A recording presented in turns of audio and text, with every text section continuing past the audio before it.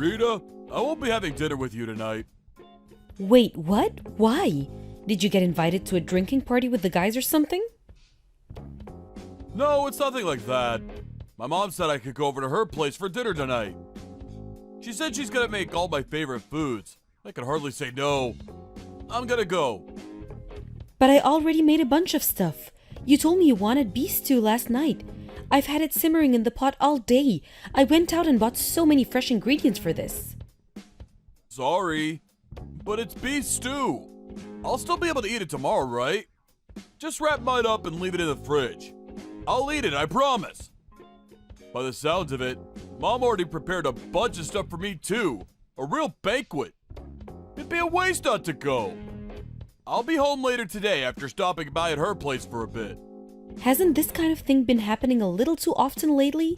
Not only that, but it's so sudden. I wish you'd think of me more sometimes. Oliver, you wouldn't think I was your wife. Are you saying I should refuse my mom's invitation? Not at all. I don't want you to have to do that, but you could at least ask her to give you a little more time of a heads up so it wouldn't mess up our plans. Surely that's not asking a lot. Okay, I'll tell her when I see her today. Happy now? Really though, it's not like my mom invites me over for dinner out of malice. Why do you have to get so grumpy all the time? You make me feel like I'm walking on eggshells. I don't think I'm grumpy at all. Hey, you wouldn't have happened to tell her I was making you beef stew today, would you? Let me think. Actually, I might have mentioned it in passing when she called me last night. Beef stew for dinner tomorrow! I knew it! Knew what? That's why she invited you over for dinner today. Huh? What are you talking about? Because she knew I was making you beef stew. I think she might have intentionally invited you over for dinner because she knew I was making you beef stew. No way, that's just crazy talk. You're so overthinking this. But she did know, didn't she? That I was going to be making your favorite food? Don't you think it's a little strange that she'd go out of her way to invite you over despite knowing full well I was cooking for you? Don't you think it's far more likely she just forgot? Why would she remember every minute detail of our conversations down to what I'm having for dinner tomorrow? She can barely remember what time her favorite TV shows are on these days. I think you're being a little extreme here, Rita. The only reason I'm saying it is because it makes perfect sense.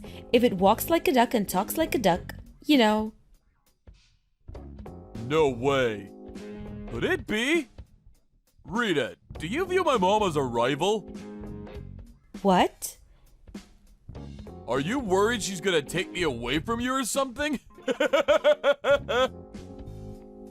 Are you saying I'm being extreme? That's the biggest load of nonsense I've heard.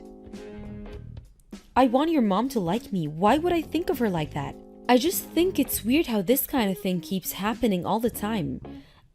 I could chalk once or twice down to coincidence, but it's like it's every week these days.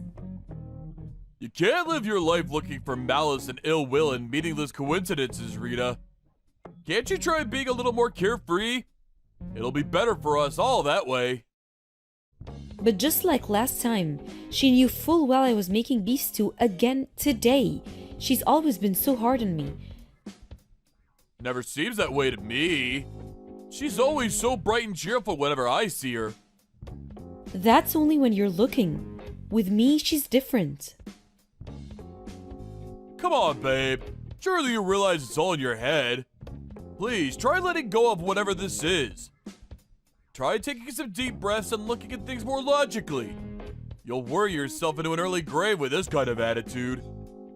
I'll eat the beef stew tomorrow. Okay? That'll make you happy, won't it? Fine, but you really had better eat it tomorrow. I made it for you because I wanted to make you happy, you know. I know, babe. I'm sorry. I'll let my mom know there's no way I can go over tomorrow. I'm gonna head back to work now. Okay, honey. I hope it's going well at the office.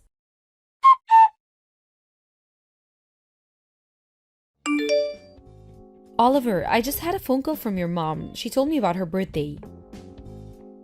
Yeah, I heard. She told you she wants you to help out with some things, right? Yes. That woman's just full of wild ideas. I can't believe what she came up with. I mean, renting out an entire restaurant for her 60th? Can you believe it? No one but my mom would do that. Not only that, but to think she's seeing to all the preparations herself and treating us to a party on her own birthday. I'll be helping her through. Oh, come on, what's the problem? If anything, it just goes to show how highly she thinks of you. You must be really trusted. Besides, you're the youngest in our whole family. It'll be genuine help to have you around. Why not use this as an opportunity to get to know each other a little better? You'll finally see how great she is. I just know it. Oliver, do you seriously not remember anything I said to you?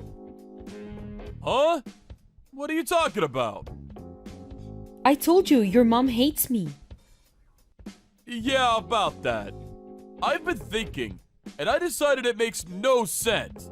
You're making such a huge misunderstanding. You have to be. I told you this before, but you're overthinking things. Honestly, it's worrying me now. Seems more like paranoia.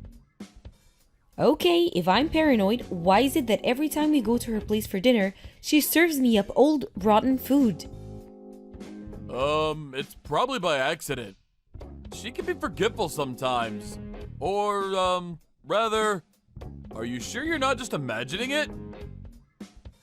I'm not imagining anything. Anyone could see how off the colors are. Not only that, but she always heats up everyone else's side dishes. Mine are always the only ones that are cold. Come on, babe. Surely she just puts yours out first. No, it's intentional. I know it is. Fine, what about the holiday? You all went on a family holiday straight after we got married, and I was the only one who wasn't invited. If I'm paranoid, why was that? Oh, that? My mom was just probably being tactful. She probably thought you'd be uncomfortable going on holiday with a bunch of strangers you'd never met. She did it for you, Rita, I'm sure of it. I mean, it's not impossible, but if that's the case, why did she ask me to get all the weeds out of her garden, water the plants, and feed the cats while you guys were away on holiday? Not only that, but she asked me to clean the house too. I think she just wanted to help you get familiar with the place. It'd be awkward for you if you felt like a guest every time you went over, right? Because she's so thoughtful, she realized that and tried to do something to make you feel more comfortable. My mom is the best. Can't you see how hard she works to make you feel welcome as a member of the family? I gotta admit, babe, it's kinda confusing me that you're interpreting her kindness as, what, ill will? Harassment? Jeez. Why won't you believe a word I say? It's not that I don't believe you. We just disagree. Listening to the way you speak about my mom, it's like you're dead set on her being this sinister cartoon villain, plotting to make your life difficult at every opportunity. And you're dead set on me being some kind of paranoid neurotic lunatic in the grips of a crazy misunderstanding. Fine. Where's the proof my mom is harassing you? How do you even prove something like that? She only ever says things to me when we're alone. You message each other too, right? Surely if she hates you that much, there must be something suggesting as much in her messages. Is there anything at all? No, we only message each other for essential communications. What a surprise. It's just like I thought. There's nothing, is there? Not a shred of evidence. Yep, you're making a misunderstanding. Oh, I'm sorry. I must have forgotten my 500-page dossier on what a horrible bully she is. Get real, Oliver. It's unreasonable of you to just demand proof like that. Please, will you try and remember everything she's done so far and rethink this? I already thought about it. Rethunk it and rethunk it again. I'm looking at the situation through an objective lens and reaching my conclusion based on facts and logic. How about you rethink it yourself? How do you think you constantly bad-mouthing my mom makes me feel? I wish you'd be a little kinder to her. She gave birth to me, you know? She raised me. I've had enough. Fine. What does that mean? Why do you have to lose your temper? Can we just discuss this like adults? I'm not even mad. I've decided I'm just gonna go along with whatever you say. Arguing my case is pointless because you just interrupt everything in favor of your precious mother, who can obviously do nothing wrong. We'll see if you change your tune after I gather some evidence. My God, are you being real right now? Why do you have to make this into such a big deal? Because you won't listen to a word I say. Do you think I don't want me and your mom to get along? I'd love for us to be on good terms. I really would. But sometimes things just aren't possible. I don't expect you to be best pals, but I would at least like it if you didn't make hurtful accusation against her. I know my mom, and I know she's not the kind of person to bully her own daughter-in-law. Well, you don't listen to a word I say either. I feel like I'm talking to a brick wall. I hope you're not gonna be in this foul mood when I get home tonight.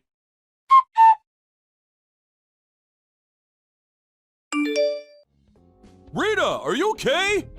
I heard you broke something. I'm okay. No, I'm not okay. It looks like I'm gonna be in the hospital for a little while. Oh my God! Seriously? Yes, I have an operation tomorrow, and they said I'd have to stay for 2 weeks to recover after that. I see. I can't believe it. I wouldn't have seen this coming in a million years. I heard you fell off the stepladder while helping Mom with the preparations for her birthday party. What? That's what Mom told me. Is that not what happened? Oh yeah. She's beside herself with worry about you. She told me to pass on her best wishes. She's broken up with guilt. She blames herself because you hurt yourself helping her out. She keeps saying how you would have never been there if not for her. She says she's gonna come see you in the hospital real soon. No thanks, I'd rather she didn't. Pass that on to her for me and make sure she understands. Don't say things like that! You were having a great time together today while getting ready for the party, weren't you? That's what she said. She said she felt like she was laughing and joking with her own daughter. I thought this would be just what the two of you needed. Is that so? Interesting. Hey, Oliver, you're going to come and see me in the hospital when you get off work, aren't you? There's something I want to show you. Huh? I can't make it today. Why not? Why not? Surely you understand why I can't go. It's my mom's birthday. I can't visit you today. Just get through this one day for me, okay, babe? I'll be right over tomorrow. I have a broken leg. You're in the hospital. What difference does it make if I'm there? They'll see to it you're properly fed and looked after. You do have your purse with your credit cards in, right? That's not the point. Aren't you even a little bit worried about me? It's my mom's birthday. She only gets one per year, you know. I'd feel horrible if I canceled on my aged mother at the last minute. What kind of son would that make me? Can you imagine what my mom's friends would think if her own son didn't show up to her birthday? She has her reputation to think about too. I told you I can't make it today. Please don't make me say it again. Will you just understand? Oh, I see. So even with me lying in a hospital bed, you still prioritize your mom. I know where I stand now. I hope you're ready for what's coming. Ready for what's coming? You're scaring me. All I'm doing is going to my mom's birthday party. Why you gotta be so dramatic? You were involved in the preparations for this, remember? It'd be a shame if all that hard work went to waste. Surely you want this party to be a hit. Maybe your mom's birthday is important, but is it more important than your wife lying in a hospital bed with a broken leg? It's not like I'm asking you to come live in the hospital with me. I just wanted to see you. Even if just for a little while, that's all I wanted. Like I said, babe, I'll be there tomorrow as soon as I can. I'm super busy with work today, and the boss wants me in for overtime, so I won't even be able to sneak away for a little while. I'll be in touch after Mom's party tomorrow, okay?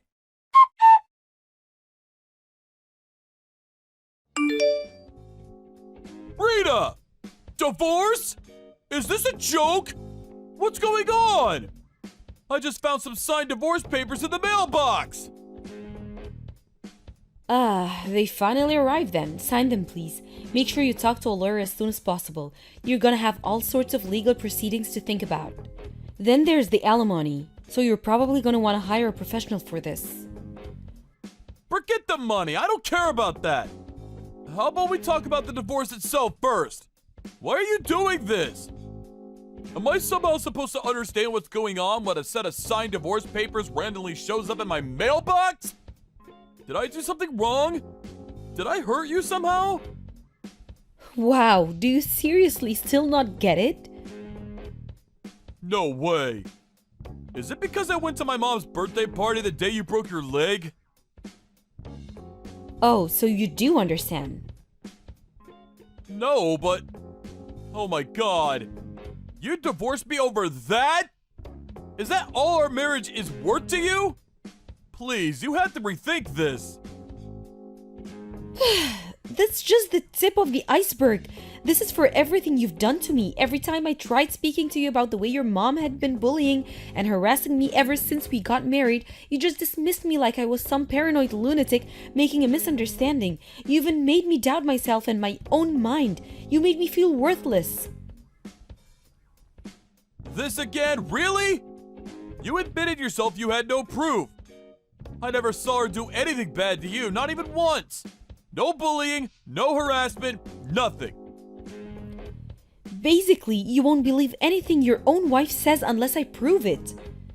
No! I don't mean it like that. But that's not what you said. Did you look at what was on the USB stick I put in the envelope with the divorce papers? No, I was so shocked when I saw the papers I didn't even register it. Look at it now. Jeez, okay. I'll look at the USB. Please, let's just talk about this properly afterwards, okay? I love you, Rita. I really do love you. I want you to know that.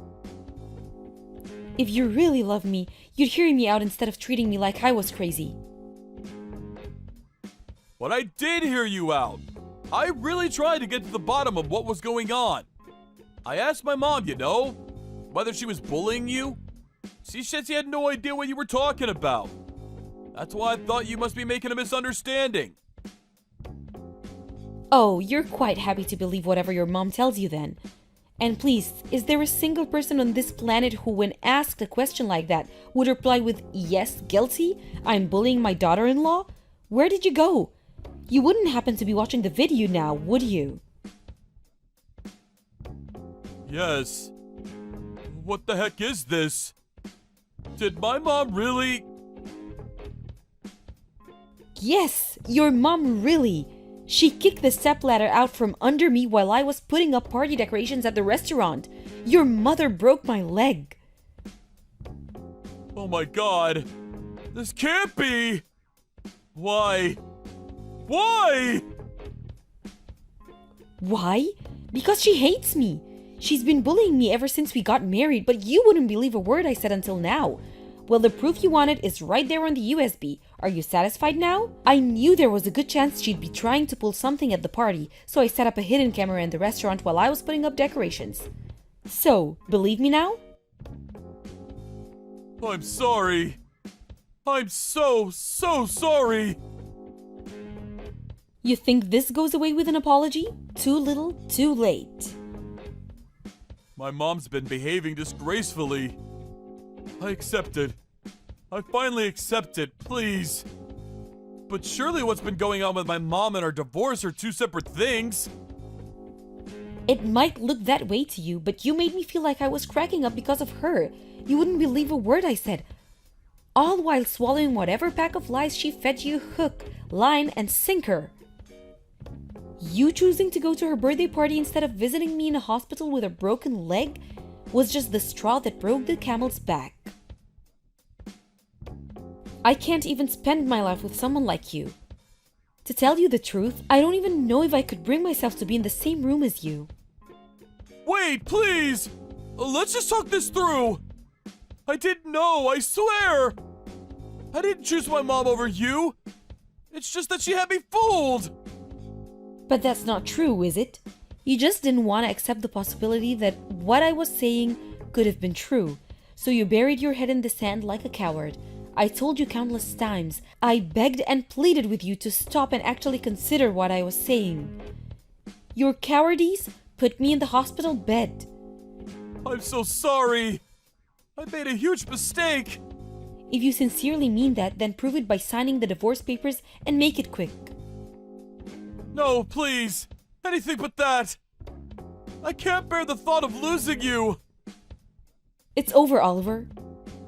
Please reconsider! My mom must have had her reasons for doing what she did! There has to be some kind of explanation, there just has to be! I'll mediate between you this time, and I won't let her lie about anything! Let's get to the bottom of this together! Wow, you're unreal. Even now you jump to her defense like an obedient little lapdog. Was kicking the stepladder out from under me okay if she had her reasons? Was breaking my leg okay if she had her reasons? No, no, no! I didn't mean it like that! Oh, that's funny, because that's exactly what it sounded like. Oh yeah, I handed a copy of the recording over to the police and I'm filing charges. What? The police? An officer will probably be contacting her soon. No, wait! Don't do it! You may not be on the best terms, but she's still your family! And this is crossing the line! Let's just talk this out over a coffee together and reach a resolution that works for everyone. The divorce, too. Let's just slow everything down here, okay? This blind defense of your mother at every turn is exactly why I can't be with you anymore. Do you even have a mind of your own? You didn't seriously hear me out even once about how was she treating me since we got married. Instead, you tried making me think I was the problem, that I was crazy or paranoid or imagining things. Even now, while we discuss the end of our relationship, as I lie here in the hospital bed, you still jump to her defense with the same level of blind, unthinking obedience as before. This is why we're getting a divorce. Fine. I'll cut her out of my life. We'll never speak again.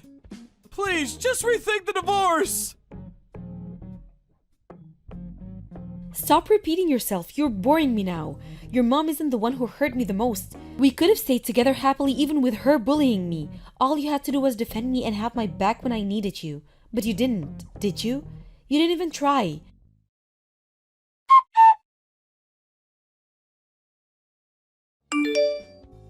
The divorce proceedings were finalized about 2 months later. Oliver continued to stubbornly insist he didn't want to divorce, but I said that if he'd agreed to go through with it, I was willing to settle with his mom over the stepladder incident out of court. With that, she started piling the pressure onto him, and he, being as spineless as ever, reluctantly agreed to it. By that point, I'd fully accept that he was completely incapable of disobeying his mother, so I didn't regret the divorce one bit. However, it seems like this whole episode actually made him start doubting whether she really was the kind, loving woman he had her built up as in his mind. Because to my surprise, apparently, he started ignoring her messages and calls after the divorce went through. Obviously, she wasn't going to take such insolence and disrespect lying down. I mean, can you believe it? Her own son having the nerve to think for himself for once? Her revenge campaign began with surprise visits to his house, followed by his office where security had to intervene, and generally causing him as many problems as she possibly could. As a result, Oliver's relationship with his mom deteriorated even further. Not that it's my problem, in a sense I think he was a victim in all of this too. But that doesn't mean I have to continue having anything to do with him. Between the alimony from the divorce and the compensation his mom agreed to pay out of court, I received a tidy sum of money I intend to put to use in starting my new life, which I'm currently planning out while waiting for my leg to heal. I'm hoping to find a new job before the end of the year. Most importantly, I also plan on mending my broken heart. Having to put together proof of my mother-in-law's misdeeds like that really took its toll on me emotionally. But when I think about how it resulted in me getting that wicked witch out of my life once and for all, I feel like maybe everything turned out in the best way possible. From here on out, I plan on spending as much time as possible with my family, friends, and loved ones, all while having zero tolerance for toxic people, being kind to myself, and enjoying life to the fullest. Hi, Tony. How are things looking on your end? Have you found a good car yet? Hey, Christine. Nope. I've been checking around all the car dealerships, but I still can't find anything that looks right for us. You've been looking on the net, right? Find anything good? Not really. They're all... How do I put it? Out of our price range. We have Lisa's allowance to think about. So, we can't really go splashing out on anything too wild, you know?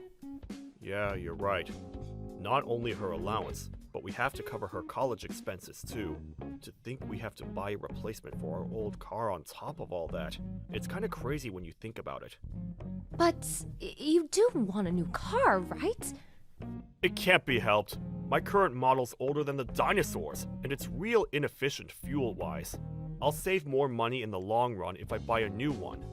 Think about it. You've seen how much we spend on petrol every month. Can we really keep that up?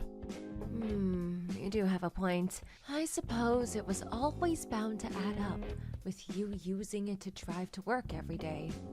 When I think about how Lisa just started college, and how we're going to be paying her allowance for the next 4 years, I figure it'd be best if we start saving money wherever we can, as soon as we can. It might mean not being able to lead the same lifestyle we've been enjoying until now. But I don't think you're wrong. We have to think about the future. Her allowance alone is $1,500 a month. If we don't start tightening our belts real soon, we're gonna be in a world of trouble. I mean, it makes sense it's that high when you consider how much rent she has to pay. But that doesn't take the sting away one bit when it comes to actually sending the money. Actually, you know what? I think I might just call it quits on the new car. I know it's not gonna be easy shelling out all the cash you've given how things are for us. But like you said, it'll be cheaper in the long run if you get something more fuel efficient now. I understand that. That's why I never objected. Yeah, you're right. You just gotta grab the bull by the horns and do what needs to be done, Tony. Nothing good ever came out of complaining. Yeah, you're right. Thanks, Christine. You've always done nothing but help me and Lisa, despite the fact that we've been nothing but a pain in your backside. Jeez, Tony, where's all this coming from? We're family. Isn't that what family are for? That's just silly talk. Don't sweat it. We're a team, baby. I'm really pleased to hear you say that. Look, it feels awkward for me to say this, but you and Lisa aren't blood relatives, are you? I can never help but wonder how you feel about spending money on all these things on her behalf, despite her not being your real daughter. The allowance, the car, we've inconvenienced you to no end. We can't exactly have you not having a car, can we? Besides, how many years do you think have passed since I took Lisa on as my own? She's like a daughter to me. It's always been that way ever since she was in middle school. Do you really think I care about whether we're blood relatives after all this time? Blood relatives or not, we're family. It means a lot to hear you say that. Thanks, babe. I think it's thanks to how kind and accepting you are towards her that she's so fond of you. Seriously, Tony, what's gotten into you today? I'm gonna get embarrassed if you keep praising me like this. And, it's kinda creeping me out. Oh, come on! There's no harm in me letting you know how much I appreciate you every now and then, is there? Anyway, be careful on the way home, won't you? We're going out to buy the ingredients for supper together later, right? Right. I'm gonna carry on giving it my best at work, and helping out around the house, too. Thanks for being here, Christine. You're not so bad to have around yourself, you know. Don't mention it, sweetie.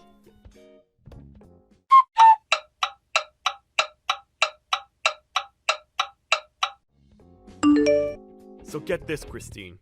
I just got a phone call. You know that car I went to look at before? Looks like I can buy it. Oh, really? Oh, that's great news, honey. Isn't it? I feel like a weight's been lifted from my shoulders. I have to go finalize a few things, so I'll be heading over to the dealership on my next day off work. I can get there in about 15 minutes on the train. All right. I'll leave all that business to you then. Nice work. Sure thing, babe. I've got it covered. Oh yeah, I forgot to ask. Has Lisa been in touch with you lately? With me? Not really. In fact, I haven't heard from her. Come to think of it, why? Did something happen? Well, it's not necessarily that something happened. It's just, I haven't heard from her much lately. I couldn't help but wonder. She's a college freshman, babe. You know how things are at that age. She probably has all sorts of things on her plate right now. Not just homework and study, which, don't get me wrong, I'm sure she has tons of. But she also has her social life to think about. We don't want her being a loner now, do we? She's basically starting from scratch with what's going to a different college to her friends. I somehow have a feeling it's not that. Did you know she has a part-time job? No, I didn't know that, actually. Lisa has a job? Well, you see, I was concerned about how little I'd heard from her lately, so I phoned her this afternoon. But she hung up almost immediately because she said she was about to start work. Wow, really? I had no idea. What's the problem? Isn't it normal for girls that age to work part-time? She's a college student now. I'm pretty sure most of her friends have jobs. It's only natural. I know it's normal to have a job at that age. Well, if you know, what's the problem? What's got you so bothered? This might sound weird coming from me, but we're sending her more than enough allowance to cover things like rent and food, are we not? Things certainly aren't getting cheaper, especially with what's been happening with the economy lately. But we are sending her $1,500 a month. It's not like her college is in the city center either. It's hard to imagine having any trouble getting by on that. I'd say chances of her being better off than most of her friends are pretty high. Right? That's my point. Why did she go out and find a job despite the fact we're taking care of everything for her? I can't make sense of it. If she's bad with money, I never had a clue. Could that be it? She's never seemed irresponsible when she lived with us. In fact, quite the opposite. I always thought that she was super mature and sensible for her age. I think you're overthinking this, honey. Why don't you try taking your mind off of it for a while?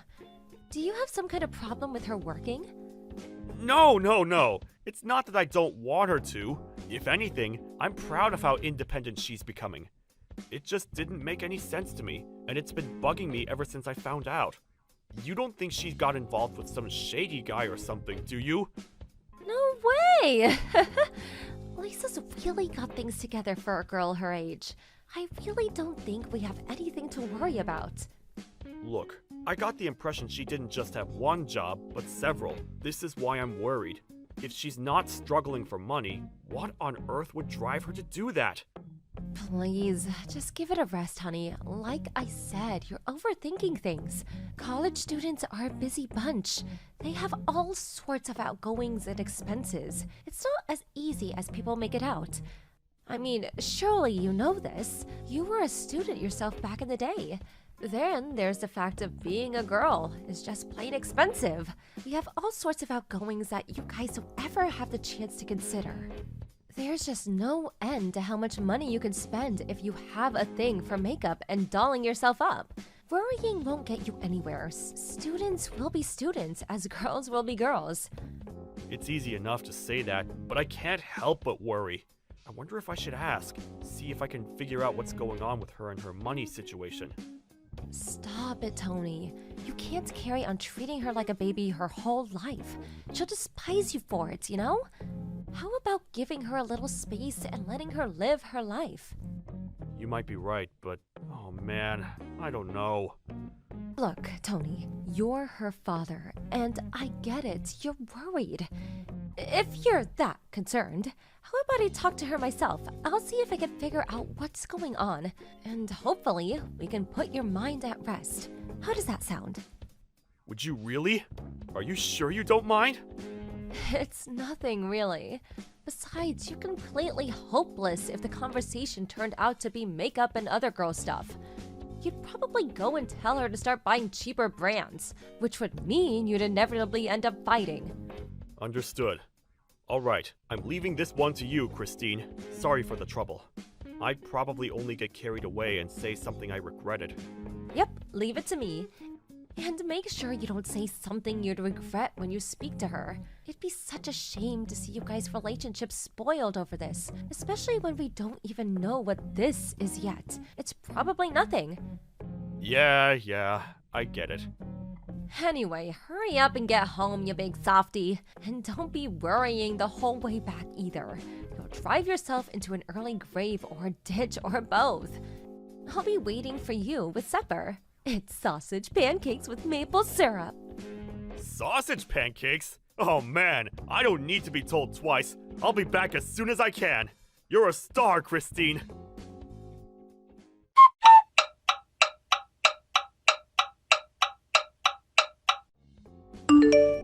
Hey Mom, sorry to message you so suddenly. You want our car? Your car? Do I want it? What in heaven's name? Why must you always ask me such strange things out of the blue like this? It was just the same when you and Christine got remarried. I do wish you were a little easier to understand sometimes. I never raised you to be so vague and nonsensical. Okay, you make a fair point. My bad. Listen, your car must be getting pretty old by now, right? Ours is hardly brand new either, but it's definitely a lot newer than yours.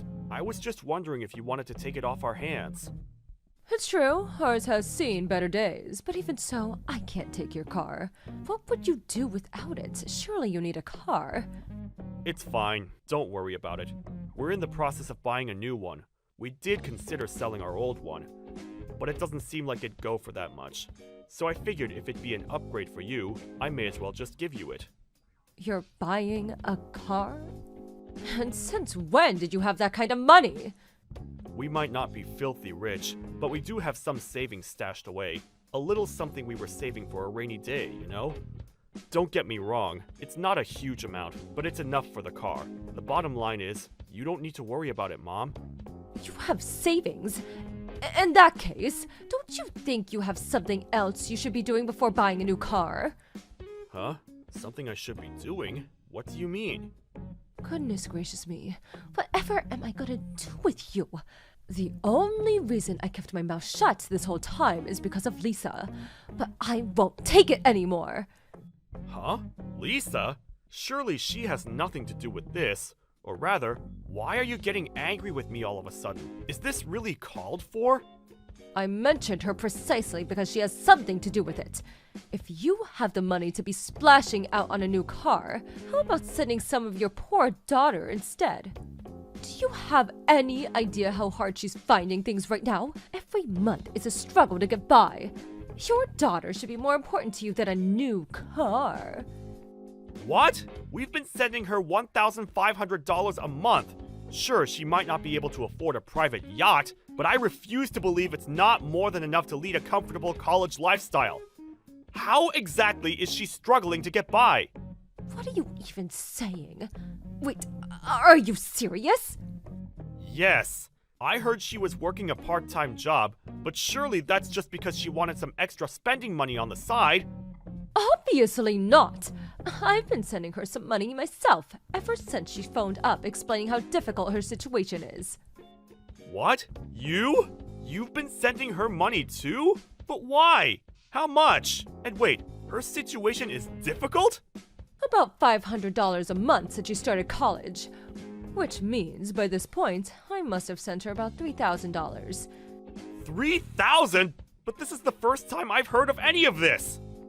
You're not the only one. This is the first time I've heard about you two sending her a monthly allowance. Besides, didn't you have to cut back on allowance payments because your salary took a major hit? My salary took a hit? Excuse me? This is the first I've heard of it. Where did you hear that? Did Lisa tell you? That's right.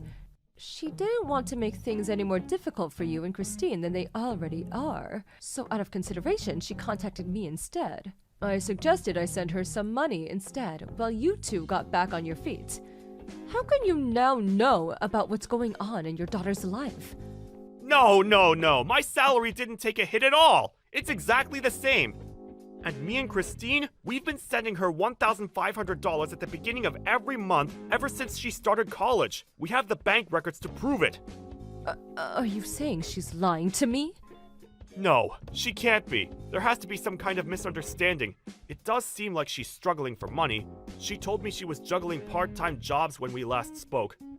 Tony, let me get something straight. Have you been sending her this allowance yourself, or has Christine been involved in making the payment somehow? Yeah. Christine sends the money. Why? Wait a sec, Mom. You saying Christine's up to no good? Well, if Lisa's not lying, surely that's the only possible explanation for all of this weirdness. Not only that, but all this business, your salary taking a hit, came from Christine. She told Lisa on the phone. I don't know exactly like the idea of accusing your wife of lying, but looking at all the facts, what am I supposed to believe? Wow.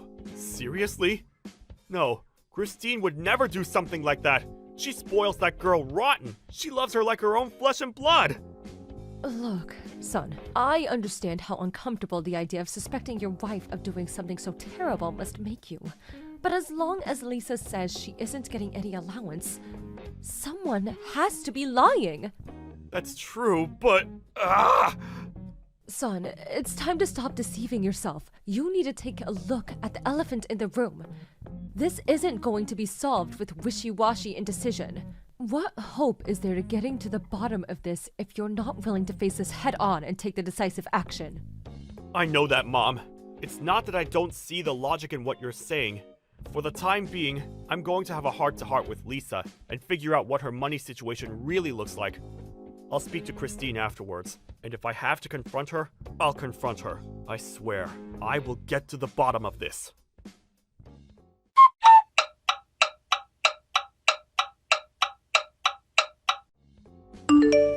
Tony, have you seen my bank book?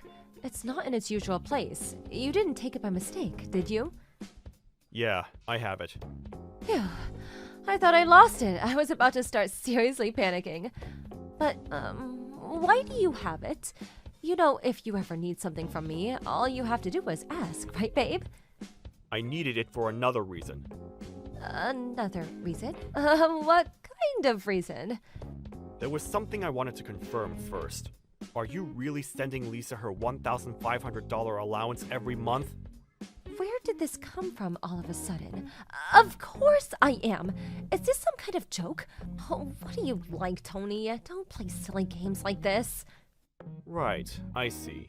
I have one more question to ask you.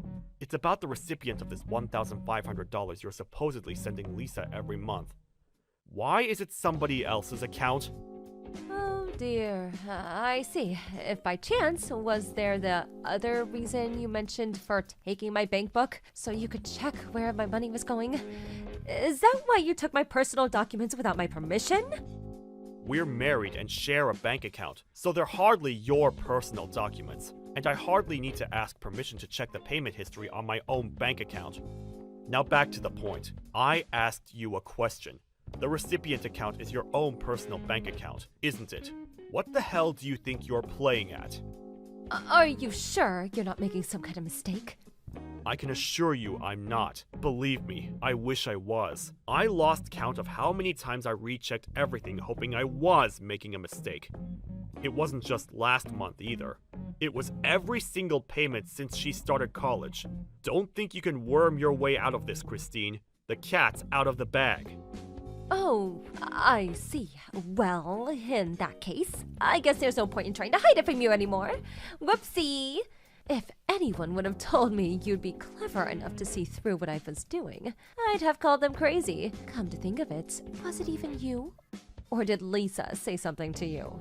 Should I take that as an admission of guilt then? How could you? You spoiled that girl rotten. You doted on her like she was your own daughter. How could you do this to her? That money was supposed to support her through college. It's true. I did dote on her like she was my own daughter, ever since me and you remarried when she was in middle school. I did everything I could to be the mother she didn't have. So why have you been stealing her money for over half a year? That was supposed to cover her rent and living expenses. You want to know why, Chris? Because something dawned on me. Ultimately, she was someone else's kid, and she always will be. Wow, what's that supposed to mean? Lisa loves you. You mean the world to her. Does she mean nothing to you? Does she serve no purpose beyond dollar signs on a screen? Come on, Tony. Ever since she moved up to college, we've been doing nothing but spend money on that girl. First, it was the fees for the private tutor. Then it was the textbooks. Then it was stationery. Then it was the days out to help ease the stress of moving up to college. Then, to top it all off, we even put our own hard-earned money into helping with the damn tuition fees. Basically, I helped pay for everything. Do you have any idea how much we've spent on that girl? You're supposed to be her mother. Isn't that what mothers do? Why all this now? Why now, after all this time? And then, on top of everything I've done, all the sacrifices I've made were supposed to send her a monthly allowance too? It never ends! You're telling me you and me are supposed to tighten our belts and live well below our means just so your daughter can live like a princess of her college dorm? Are you even cognizant of how much our stand-in living has dropped since she started there? Why in heaven's name should I have to make all these sacrifices for a kid that's not even mine? No one ever forced you to be with me, Christine, or to be a part of her life, or to do any of that. You could have left at any moment. But my standard of living would have dropped then too. I deserve to be happy and lead the life I want. Why should little Miss Princess get all the money and attention? The only reason I took her on as my own in the first place was because you used to have money available for me whenever I wanted it. What's the harm, I thought. Do you understand where I'm coming from now? It's a strange feeling to realize the woman you've been dating all these years is as shallow as a puddle. Besides, our standard of living dropped? Give me a break. You made it sound like we're in a concentration camp. At worst, we have to be slightly more careful with things like eating out and holidays than we were before. Whoopee! Big deal! It's not like we're wanting for anything, is it? Even taking the allowance into consideration, we have absolutely no problem getting by comfortably from day to day. Not good enough. I wasn't put on this earth just to get by. This is exactly my point. You tragically confused man. A life where I don't get to go for fancy lunches at all the trendiest restaurants in town whenever I feel like it is not a life I want to live. Not only that, but since when did we have to actually carefully plan something? I like the look of, I should be able to go out and splurge, no questions asked. Oh, there's just no justice in the world. How did this happen to me? If you're so desperate for money, why don't you just find some damn work yourself? There's plenty of stuff out there right now, you know. All you have to do is look. You don't even have to work full-time if you don't want to. Even just some cozy little part-time weekend job at a cafe or something would be more than enough to cover your lunching habits. Ugh, disgusting. I won't. Is there a peanut where your brain should be? I married you because I wanted to become a stay-at-home housewife, dummy. Why should I have to go out and slave away to earn pocket change while the lion's share goes to some spoiled kid that's not even mine? I've heard enough. If that's your attitude, I have an idea of my own. An idea? What kind of ideal? Great. Are you finally gonna stop sending her money? Nope. Dead wrong. If you're so dissatisfied with our life together, let's get a divorce. Oh my god, don't even joke about that.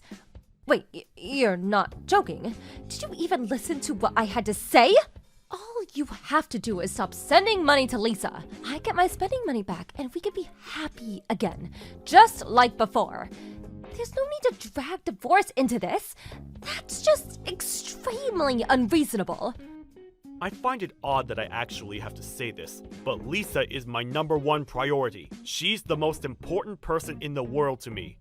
There's no way I can keep someone who treat my beloved daughter like some pesky nuisance in my life. And another thing, you can bet your ass I'll be sending you the bill for every last cent you stole from my daughter. And you'll pay up if it's the last thing you do. Stop it, Tony. This is so uncalled for. Why should I have to do that? You're the one who suggested sending her an allowance in the first place. This is clearly all your fault. If you were so unhappy about it, why didn't you just say so from the get-go, instead of brooding on it and resorting to underhanded tricks behind my back? Maybe if you'd have done that, we could have reached a compromise while things were salvageable, and never had it come to this. But you didn't, did you? And now we're past the point of no return. It's easy to say that now, in hindsight. How was I supposed to know you'd be so upset? You might not believe this, but there was a way this could have all been prevented. This might sound crazy to you, but that way was by speaking to me about it beforehand, like a decent human being. There's just no getting through to you. Anyway, sending me the bill for the money I took is going to be far, and I won't go along with it. I won't! It's down to me. We could afford to send her any allowance in the first place. You should be thanking me, not charging me.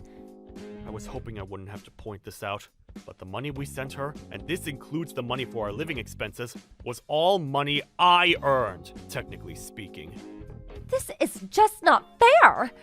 The only reason you were able to go out and earn was because I was back at home keeping the house in order, and you know it. I thought we were a team!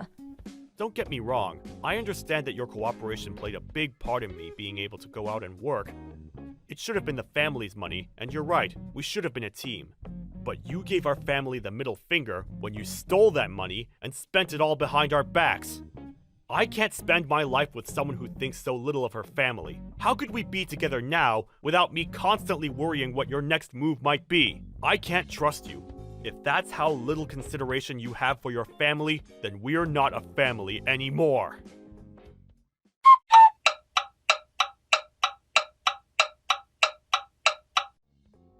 Not too long after the events of today's saga, Christine and I ended up divorcing. It didn't account for everything she'd taken, but I did get some of the money she stole and spent without my permission back before I sent her any kind of bill. No sooner had it gone into my bank account than I transferred it to Lisa's. Hopefully, it will finally start easing the pressures of college life for her, as it was originally intended to. I did consider taking Christine to court for the rest, but in spite of how things turned out, I hesitated when I considered how she'd taken on Lisa as her own all those years, despite her not being her real daughter. Even after everything she'd done, there was still a part of Lisa that loved Christine, and given that she had returned most of the money, I ultimately decided not to take legal action. I still believe that when it comes to family, blood isn't everything. Whether related by blood or not, if you love and treat someone as family, then they're family. Christine and I will never remarry, but I don't hate her, and it'd be nice if there came a day when we could meet up and laugh while reminiscing over the good times. Deep text. Hey Heidi, my things arrived. Glad to hear it. Was everything you wanted in there? Yeah, thanks for all the frozen meals too. Those are gonna come in real handy. You know how bad I am at cooking. You're the best wife a guy could hope for. How did a chump like me land a girl like you? I thought you might be starting to miss the taste of home by now. I know you'd probably only end up surviving on ready meals and instant noodles when you were at the apartment if I didn't send anything. You do almost nothing but eat out these days, don't you? It's not like that. What did you have for dinner last night then? Hamburgers, I think. I'm gonna go on a limb and guess you didn't make them yourself. Well, okay, fine, you got me. But don't worry, I'm eating a balanced diet. I'm getting all my vitamins and nutrients and all that good stuff. I even eat vegetables. If that's the case, I'm pleased. We can't have you coming back all soft and chubby after being away a year for work. Well, my body might have changed just a little bit, but I'm not fat or anything. Your BMI had gone up at your last physical, right? Please be careful, Ben. You're long past the age of being able to eat whatever you want and not suffer the consequences. Fine, babe. I'll be careful. So how's it going out there? Did the weather improve yet? Is it finally warming up? Yeah! I only have to wear a light jacket these days. Things are definitely on the up. I'm still cold some days, but it's all good. I see. It's really warming up down here. I go out in a t-shirt most days now. Huh? Really? If I'm not mistaken, it was still pretty damn chilly when I came back for Anna's graduation ceremony. Right? What was that all about? It was unusually cold that day. It warmed up again as soon as you left. I think you might have cursed us. But I pretty much never need a jacket anymore. What can I say? I guess I brought the weather with me. Oh yeah, that reminds me. Did you get everything with Anna's middle school uniform sorted out? Yep. Now that you mention it, I just went to collect it the other day. I had it made a little on the large size since she's still growing.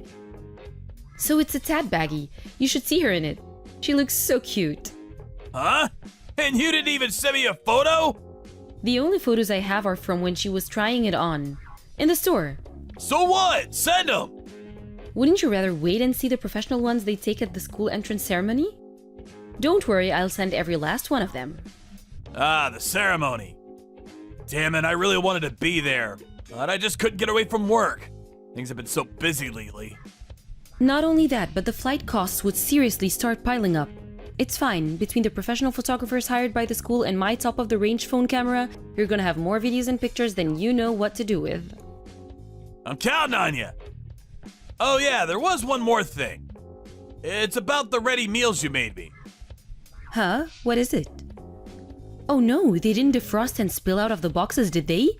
I paid an extra fee to keep them frozen. No, it's fine. They arrived safe and sound.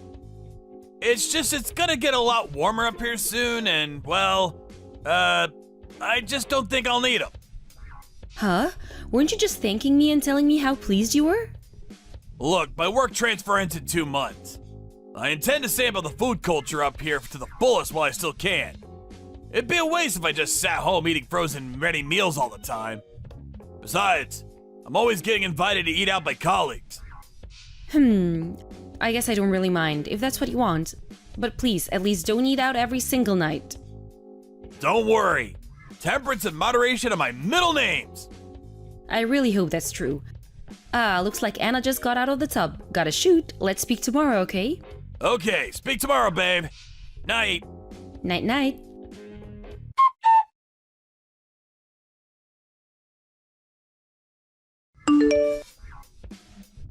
Heidi! I sent Anna a little something to celebrate her moving up to middle school. It should arrive around noon the day after tomorrow. You sent her a gift to celebrate her going up to middle school? Wow, that's so sweet. I'm surprised. It's not like you to think of others. I can do anything I put my mind to. Anyway, middle school. You know what that means, right? It means she's right around the dreaded rebellious phase age. I thought it'd be wise to do something that might soften her up towards me a little before shots start getting fired. You sent her a present because you were worried about that? I'm not ashamed to admit that my daughter's wrath is up there as one of the scariest things in the world to me. Besides, I've been up here on my work transfer for almost a year now. And other than video calls, we haven't seen each other even once. I thought now might be a good time to start racking up the good boy points. I'm sure you've got nothing to worry about. She's the kindest member of our family. That's true. I just thought that since I could, I should. So I did. So what did you actually send her? A purse and some kind of body cream set that's apparently super popular with girls her age. What? Those are actually good presents. What the hell? Surely this isn't your doing. Since when did you have this much sense? Huh? What makes you say that? I have so much sense I should start donating it to charity. We'll just take her last birthday for example. You bought her a giant stuffed teddy bear and some colored blocks despite her being in 5th grade. And don't even get me started on my last birthday. I mean, damn it, Ben. A tablecloth? Granted, it might have been an expensive tablecloth, but who the hell gets someone something like that for their birthday? I said I was sorry about that. But people change, Heidi. Gone are the days of cringy, uncool gifts that make you ashamed to admit you know me. That's right. You're talking to the new me right now. Anyway, that was all kind of part of it. With you two flipping your lids on me every birthday practically becoming a family tradition, I did some soul searching. Plus, I asked some of my friends for advice. Am I dreaming? Someone pinch me. Wow, I guess you really have changed. Oh, you said you got her a purse? What kind of design it is? It's not something a fuddy-duddy old man would buy in the spur of the moment thinking he was fashion genius, is it? Stuff with anime characters on is no good either. Chill! She's gonna love it. Apparently this one is all the rage with girls her age now. Trust me, I'm an expert. Or rather, I asked all the moms at work. Phew, I'm so pleased to hear you say that. Yep, I learned there are times you should defer to others. After constantly being told you have no sense by your friends, family, and basically everyone you meet, there comes a point where you have no choice but to accept that there might be a little truth to it. Right? Make sure you never stop asking people for advice, okay? I'm suddenly super excited for my birthday. Leave it to me! Oh yeah. We have the long weekend for Martin Luther King Jr. Day coming up before your work transfer period ends, right? I was thinking of booking a flight and coming up to see you, like a little mini holiday. What do you think? Huh? You're gonna come here?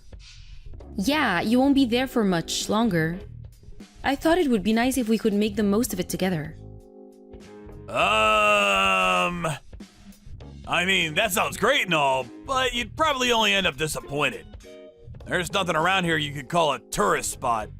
The area is actually really boring. Really?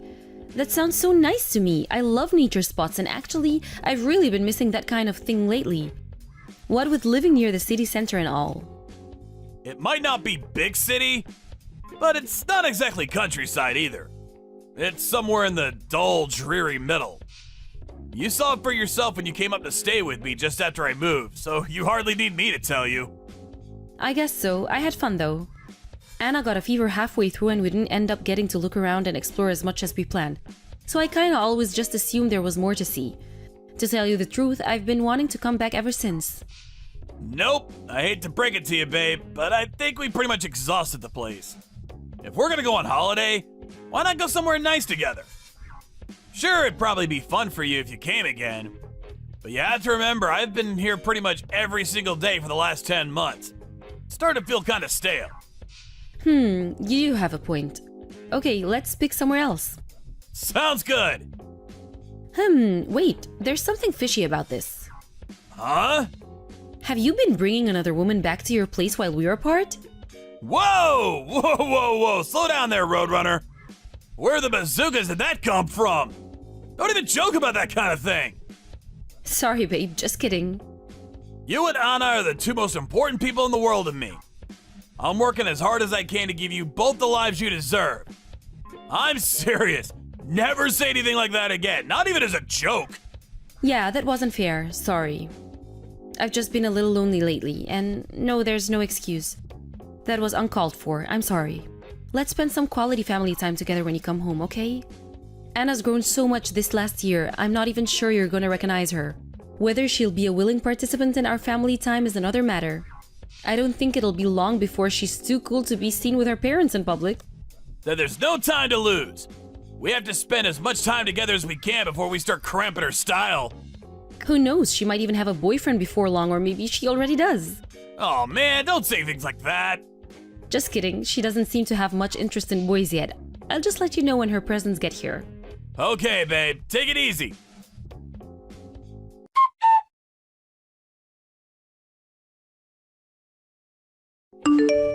Anna, what the heck is going on? Are you home now, or are you at work? Where are you? Hey, Mom. I finished work already. I'm on my way home. But what happened? The box and wrapping paper from your presents have been torn up and thrown all over the room. It looks like a bomb hit the place. All of this from the gifts your dad sent to celebrate you moving up to middle school, right? Yes? I found your presents in the garbage. What's wrong? Didn't you like them? How could you throw them away? How horrible. That purse was so cute, and the body cream set. That was expensive, you know? I don't want them. I threw them away because they're awful. Awful? They don't look that bad to me. The purse and body cream weren't the only things inside that box. They weren't? What do you mean?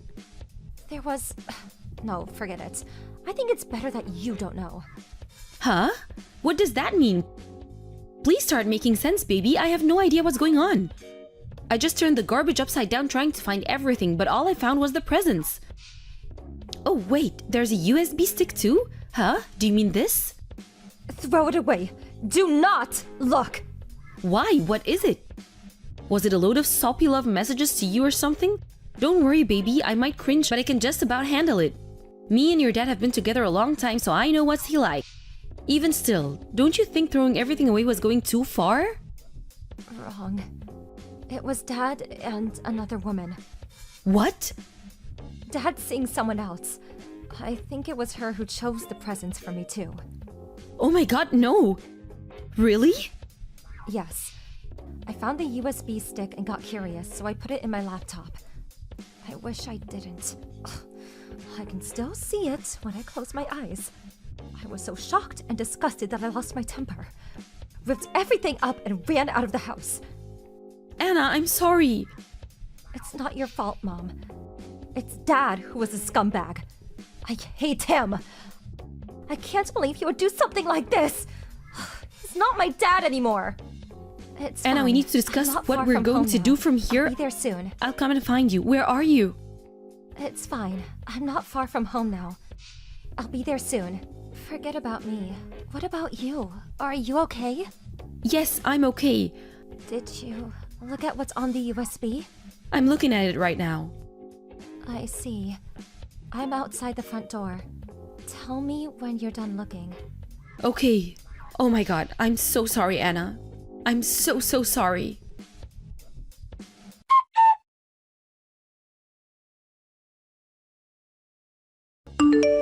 Hey, Heidi, did Anna go to sleep already? Did my presents arrive? You haven't been messaging me. Is something wrong? Anna wasn't feeling well, so she went to bed early. What? Is she okay? She's in a lot of emotional pain. Emotional pain? Oh, crap, you're kidding me. Did she really have a boyfriend after all? Did they fight or something? Or I wonder if it's the stress of moving up to a new school. Anna's always been a little sensitive, and she can worry with the best of them. I think it's because she's so kind and considerate to others. I actually wish she'd be more selfish sometimes. Right. Well, what happened? I bet she loved her presents, right? I hear they're really popular with girls her age these days. Oh, whoops, I already told you that. What the hell? Where are you getting this info from? Videos of you getting it on with your lover are popular with young girls these days. You're sick in the head. Huh? My lover? The presents arrive. There was a purse and a body cream set just like you said. But there was also something else in that box. Oh, there was? What was it?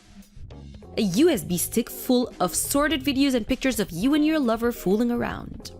Anna found it, and when she opened her presents excited to see what her dad bought her, she had a wreck ever since. She felt so sick that she had to go to bed. Oh, man. Wait a sec. That was in the box? Isn't that what I just said? It's obvious you had Lover Girl pick the presents for Anna too. I knew something felt off when I saw them, but I didn't want to entertain the possibility of... Ugh. There was a note attached that said, "Dear wifey, please divorce ASAP. Thanks." She must be really head over heels for you. Oh my god. I'm sorry. I'm so sorry, babe. I finally understand why you were so desperate not to have me flying up and stay with you at that apartment. I bet you live together. You haven't been even a bit lonely with Lover Girl there to see to your needs, have you? I never meant to cheat on you. You don't understand. She would always give me these looks. She'd show up in my house. She'd say all kinds of things to me. Put her hands on my leg. She was relentless. So you had an affair. I'm so sorry. Even if it's true that she was the one who went after you, an affair is an affair and it changes nothing. I know. I want a divorce. What? A divorce? Yes, a divorce. I can't be with you any longer. I want you out of my life. Please wait. Don't you think that's going a little too far? Let's just talk this over. You only just found out about the affair, right? You're probably not thinking straight right now. Yeah, that's it. How about you get a good night's sleep and we'll discuss this with level heads first thing in the morning. This isn't the kind of decision that should be made in the heat of the moment. This is ours and our daughter's lives we're talking about. Our future! I could wait a million years and my feelings wouldn't budge an inch. Would getting a good night's sleep change the fact that you cheated on me? I felt so empty while watching those videos on my computer. I felt so sad and broken when I realized what an idiot you've been taking me for. Heidi, I'm sorry. I made a mistake. We have Anna to think about. What about our daughter? We can't just divorce so easily without even talking things through. How do you think it's gonna affect her? This is an important time for her. What about her school? Oh, believe me, it wasn't an easy decision. But I can assure you, Anna has no interest in having anything to do with you either. She said the thought of your face alone makes her want to vomit. Wow. You only have yourself to blame because you did this, Ben. You did this when you chose your lover over me and your daughter. I'll break up with her. I'll do it now. I'll beg on my knees. I'll pay you compensation. Compensation? Please, this isn't about money. You and Anna are the two most important people in the world to me. If that's the case, why did you cheat on me? It's funny, I always used to hear stories like this on those gossip shows you see on daytime TV. Christ, I never thought it happened to me. I thought the same thing watching them as I think now. If you were that sorry, you wouldn't have done it in the first place. You're a liar, Ben. And I'll never be able to trust any other word you say for as long as you live. I'm so sorry. Please forgive me. I'm begging you. Heidi, please. You were even talking about me in one of the videos, weren't you? I heard you making fun of me while you were all over each other in bed. Oh, her? Don't worry about her. She's such a dummy, she'll never notice. I just got carried away. I wasn't thinking. I've been drinking. I didn't mean that. Surely you don't think I did? But you were right. I really didn't notice. If your lover hadn't done me the favor of letting me know, who knows how long you'd have been at it like rabbits behind my back. I know she wanted you all to yourself, but I can't help but wonder if sneaking that USB stick in there meant there was a part of her that actually felt sorry for me. She's nothing to me. I could break up with her this instant and not lose a minute of sleep over it. Please, you have to believe me. How dare she destroy my family and hurt my daughter? She'll pay for this, that demon. Give it a break, Ben. You're despicable. The only person who destroyed this family and hurt our daughter is you. You know what the saddest thing about all this was for me? The thing that hurt me the most? I felt like I didn't even recognize the Ben in those videos. He was a complete stranger to me. Heidi. Even if we did make up, even if we did try and move past this, I could never forget what you did to me. No matter how much time passes, no matter how well we get along, those images of you two on the bed will always be there, an eternal fixture in the back of my mind. That's why we're getting a divorce. I won't let you hurt me or my daughter anymore. I'm sorry. Please. I'm so sorry. You have no idea how sorry I am. I'll do anything. We don't even have to live together, please. You can have as much time as you need, but please don't leave me. Can we start over? We can live in separate apartments while we work on mending things. I'll give you space. I can't lose you and Anna. You're my world, my everything. Please don't leave me. I'm nothing without you. You did this. No matter what I think about, no matter what scenario I imagine, all paths lead to divorce. Goodbye. You'll never come home to me and your daughter again.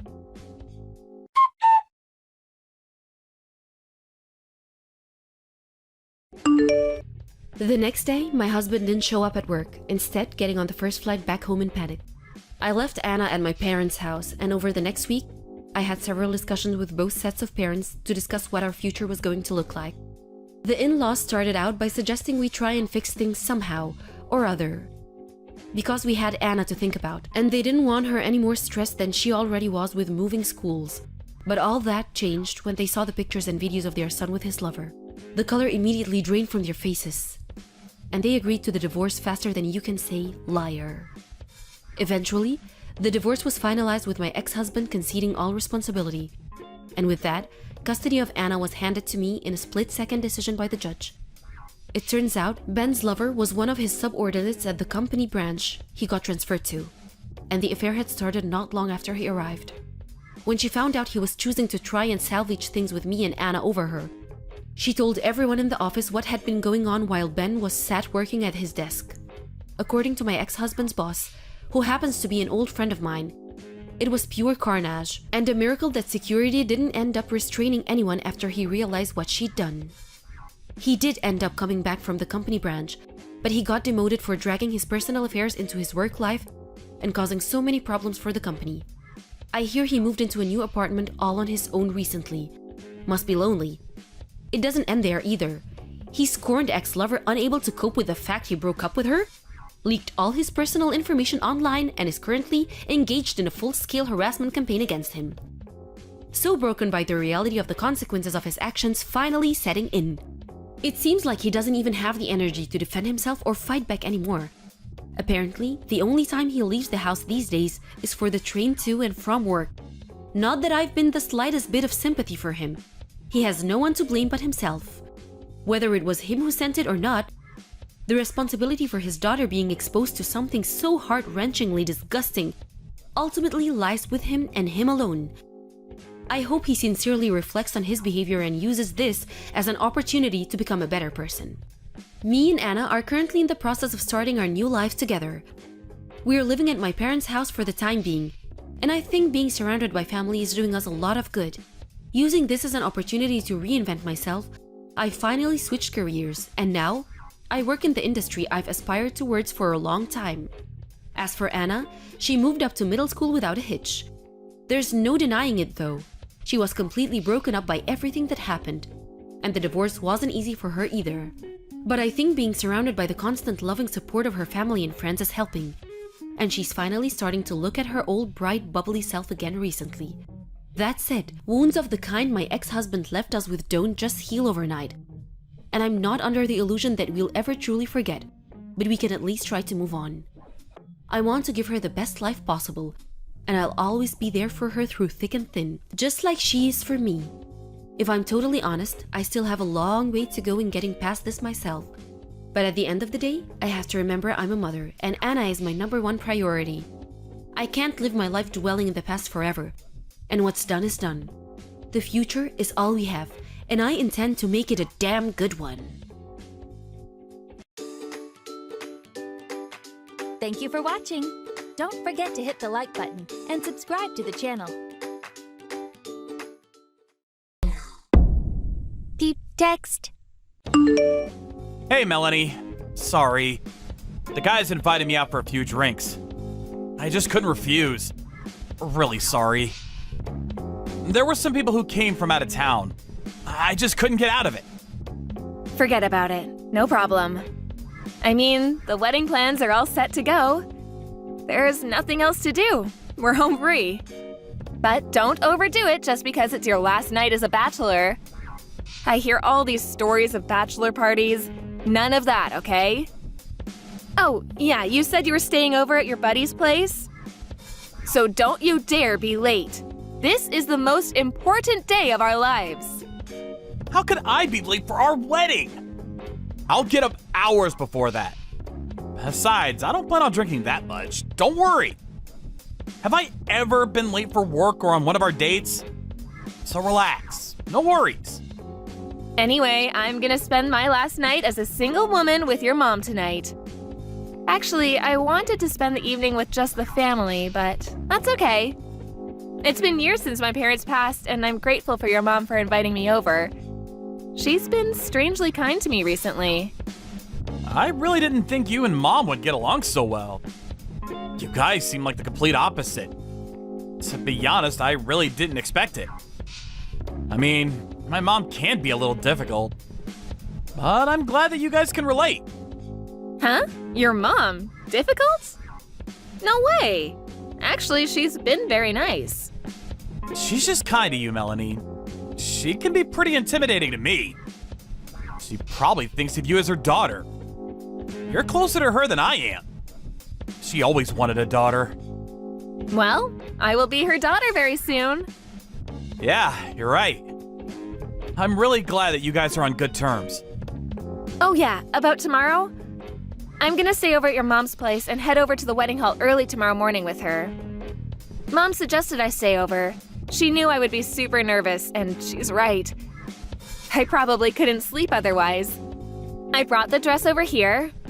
Mom will help me get dressed and all, so don't worry, and what's more, don't be late.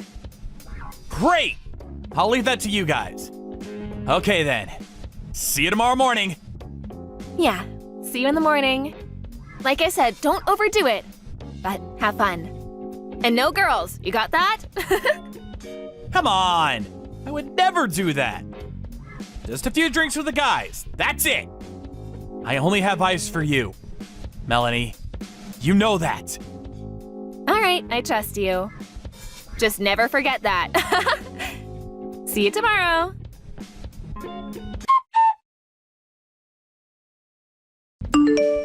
Hey, Melanie. How's it going? Are you getting prepared? Mom told me not to come into the dressing room until you're finished. How's it coming along? I can't stand this wait any longer. I can't wait to see you in that wedding gown. Bet you look great. I'm all ready to go. How much longer do you think it'll take? We really should be out there for a bit of rehearsal. Sorry, are you still busy? I don't mind waiting a bit more. Brad? That's not me. Huh? What's up? I want you to cancel today's wedding. Don't get duped into marrying that fake bride. That's not me. She's a fake. Huh? What are you talking about? This is no time to be kidding around. You're in the room right now, right? Aren't you getting your hair done right now? And what do you mean you want to cancel the wedding? Does that mean you don't want to marry me? No, that's not it. You don't understand. That woman at the wedding hall, that's not me. Huh? Are you nuts? What are you saying? Sorry. Melanie, are you okay? Did you drink too much last night? What's up? Aren't you in the dressing room with Mom? You came here this morning with Mom, right? What's going on here? I think that woman is someone that Mom found somewhere. It's not me. That woman in the dressing room, the person you're about to marry, that's not me. I'm at your mother's place now, in the cellar. Huh? What are you talking about? This is crazy. Hold on a second. Let me catch my breath for a second. I'm gonna go take a look. Hang on. Oh my god. You're right. That's not That's definitely not you. I took a peek in the dressing room. That's not you. The hair is all wrong. She's way taller. What the hell is this? Who the hell is that? I only saw her from behind, but her hair is longer. And her shoulders really wide. She's definitely twice your size. I don't know who she is, but last night your mom and I had a few drinks. She made me drink one drink after another. She kept insisting. I thought a few drinks would be fine. By the time I realized what was going on, I conked out and found myself locked in the cellar. What? How could she? She knows perfectly well you can't drink that much. Did she purposely serve you alcohol? She put you in the cellar? No way she would do such a thing. Well, it looks that way. She was just putting on an act. She never accepted me as your future wife. She was just giving me the impression that she was a good mother-in-law. And I fell for it. When I came to, I could hear she was still in the house, and I yelled out at her to let me out, but she laughed and said I was not suited for you, that I would make a terrible wife for her precious son. Can you believe it? She said she already had a more suitable wife ready for you. She would never let me marry you. What? Has she gone totally bonkers? How could she do that to us? I don't know. I believed her. I thought everything was going to be great. What are we going to do? Did I do something to her? I mean, something to get on her bad side? Why does she despise me so much? So much that she would lock me in a cellar to prevent me from marrying you? There is nothing wrong with you, Melanie. You did nothing wrong. To make you drink. Basically drugging you and dragging you into that cellar. That's not normal. Mom is definitely planning something. I'm heading over there right now. Thanks, Brad. Please, hurry. I'm really sorry I couldn't get a hold of you sooner. I just couldn't get a signal down here in the cellar. Finally got one bar near the window. So glad I caught you in time, or else you... Come on, Melanie. There won't be a wedding without you.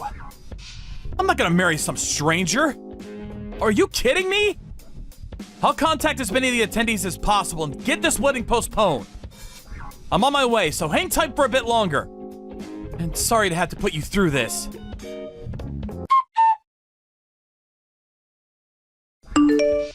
Brad, pick up! How could you do this to me?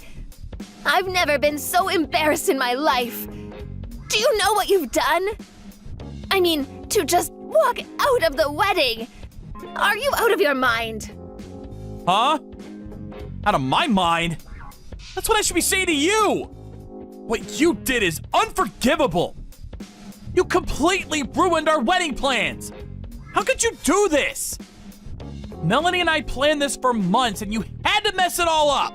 And I thought you guys were getting along. I should have known! You ruined everything! You do understand the predicament we're in, don't you? You know perfectly well that our company is not doing well. We're on the verge of bankruptcy. Or don't you even care? If we lose that account with Mr. Rubin, our company will definitely go under. We're done. What's that got to do with anything? If you marry Mr. Rubin's daughter, he'll retain the account. And what's more, we'll be family, and our company will be saved. What's wrong with you? We've known the Rubin family for years. You know their daughter.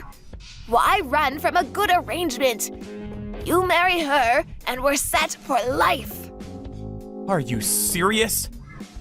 Can't believe you, Mother! Have you even stopped to think what I thought? About my feelings? No doubt I want to save the company from ruin. Of course. Dad built this company. That's why I've been proposing various ideas to save this company, but you would not listen. Do you really think if I marry the daughter of a major client that it would save the company? You are delusional! Stop coming up with these dumb ideas and think in more practical terms. There are plenty of other things we could fix to make this company work. If we can get through this current slump, we'll be okay. That's all we have to do. Just get the company propped up while I'm alive. That's all I ask. Huh? You are delusional. You're the president of the company, for God's sakes. What the hell are you talking about? This is a small company, but we do have several employees. Or have you forgotten about them? We have a responsibility to look after our employees and their families. They rely on us for their livelihood. For once in your life, why can't you think about others? Stop always thinking about yourself. You really have a screw missing, Mom. I can't believe this. Shut up! Please shut your mouth! Because of you, this whole thing is ruined. You really did it this time, Brad. And what's more, Mr. Rubin's daughter was very fond of you. She could have made you happy. When you finally brought a girl home, I figured she would be someone of substance. But she turned out to be a useless girl who doesn't even have parents, for crying out loud. If you want to marry someone, I would prefer that it be someone more socially advantaged. Someone that would be of some merit. Not some girl off the street. Is that all you have to say? Okay, Mom. If the company is so precious to you, you make it more successful. Make it more profitable by yourself. Can you even do that? Or do you need me to marry someone rich? You're using us like pawns in your little diabolical scheme. Maybe it would be better if this company just went under. Maybe it would be better for all involved.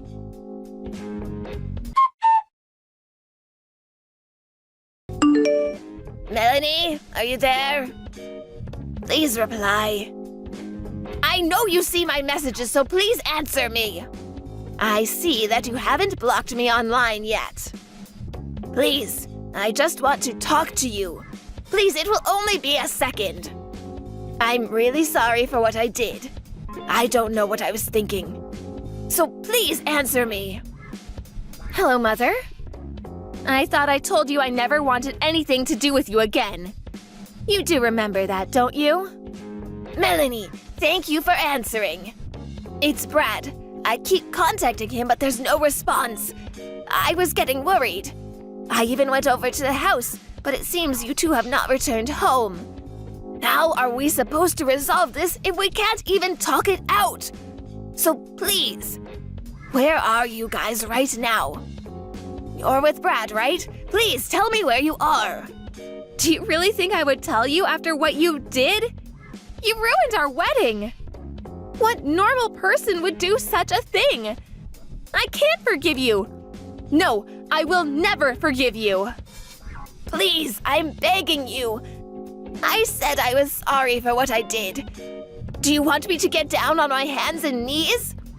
We leave things as is, and this company will go under. And we lost our major client. The Rubin Corporation pulled out. Well, I don't blame them. You tricked them into thinking that Brad was going to marry their precious daughter. I bet they were furious. I mean, just imagine. You think your daughter is getting married, and on the day of the wedding, they find out it was just one big scam. I'm surprised they didn't sue you. Also, Brad hadn't even met the Rubins or her daughter before, and they were going to get married? My God, how did you even convince them to go through with it? Pretty impressive, I'll give you that. Bet the relatives on Mr. Rubin's side must have also been flabbergasted. I just figured if Brad got married on that day, well, I figured he wouldn't be able to refuse, and things would eventually work out. That was the only option I had. It was our last chance to save the company. Please understand that. I did it to save the company. Nothing personal.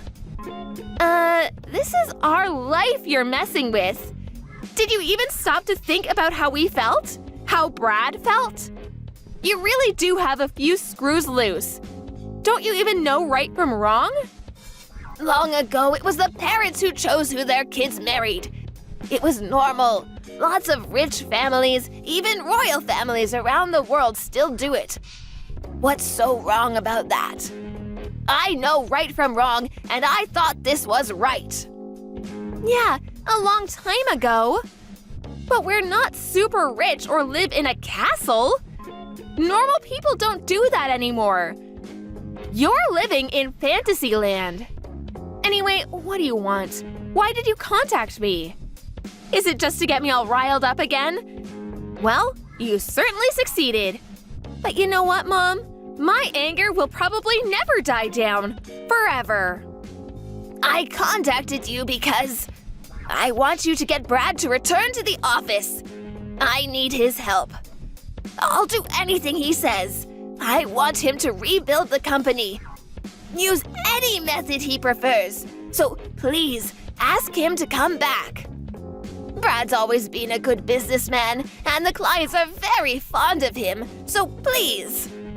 If he returns, I am positive that he will turn this company around. Please, I beg of you. He's not going back. He's already made preparations to start his own company, and he has no plans to return. You're on your own, Mother. Huh? Are you serious? Why, he can't do that! Besides, he doesn't have any money to start a new business. Stop making up falsehoods at a time like this. He needs to get back here, and I mean right away. I provided the funds. I invested in his company. Huh? You invested? But you're just a housewife. Why would you have so much money? I think I've mentioned this countless times, but of course you did not bother to hear me. I've been working for home for years now. Well, the money I have was not basically mine to start with, but my parents left me an inheritance when they died. In it, there was some considerable property too. Over the years, I've been using this property. Basically, I'm running a real estate business. You're kidding, right? So, how much is this business of yours? Does that mean you have enough to invest in our company? To help us get back on our feet? I guess it was true what Brad said. He told me when we first met I should keep quiet about my assets and that I owned considerable property. He told me you were very money-oriented, that I should be careful. That's not true! How could he even say that? Listen, Melanie, we're family, right? So please, help me out here. I know that what I did to you was despicable, but I consider you my real daughter. I think we can really hit it off. So please. Please stop right there. I can't stand to hear anymore. To be honest, I feel a little nauseous talking to you. That act you put on, it was all just to get rid of me. If you insist on contacting me any further, I will have to talk with the police. They will take proper action. We seem to be living in two completely different worlds. We can't even converse normally. No, please, you've got it all wrong. I'm sorry for what I did. Please, don't think of me that way. It was all a misunderstanding. Please, believe me. I want to be a good mother-in-law. Please, give me a chance. I've always wanted a daughter. I would be so happy if you could consider me your real mother. Oh, yeah? You already have someone you can call your daughter. Mr. Rubin's daughter. You two agreed on this and concocted this scheme. Am I right? It's not like she knew nothing about me. You would be great for each other. The perfect mother and daughter. Like, not thinking about the consequences of your actions. Or the fact that you guys are a little empty-headed.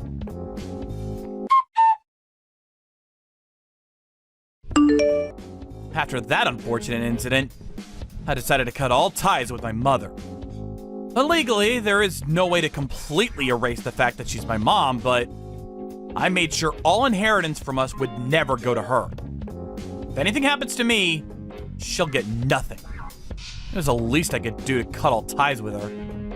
For a while, she tried contacting us constantly, even waiting outside our home and confronting us in public. We contacted the police and a restraining order was put on her. She was not allowed anywhere near us.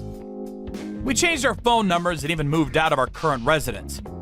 So unless she hires a private investigator, she'll never locate us again.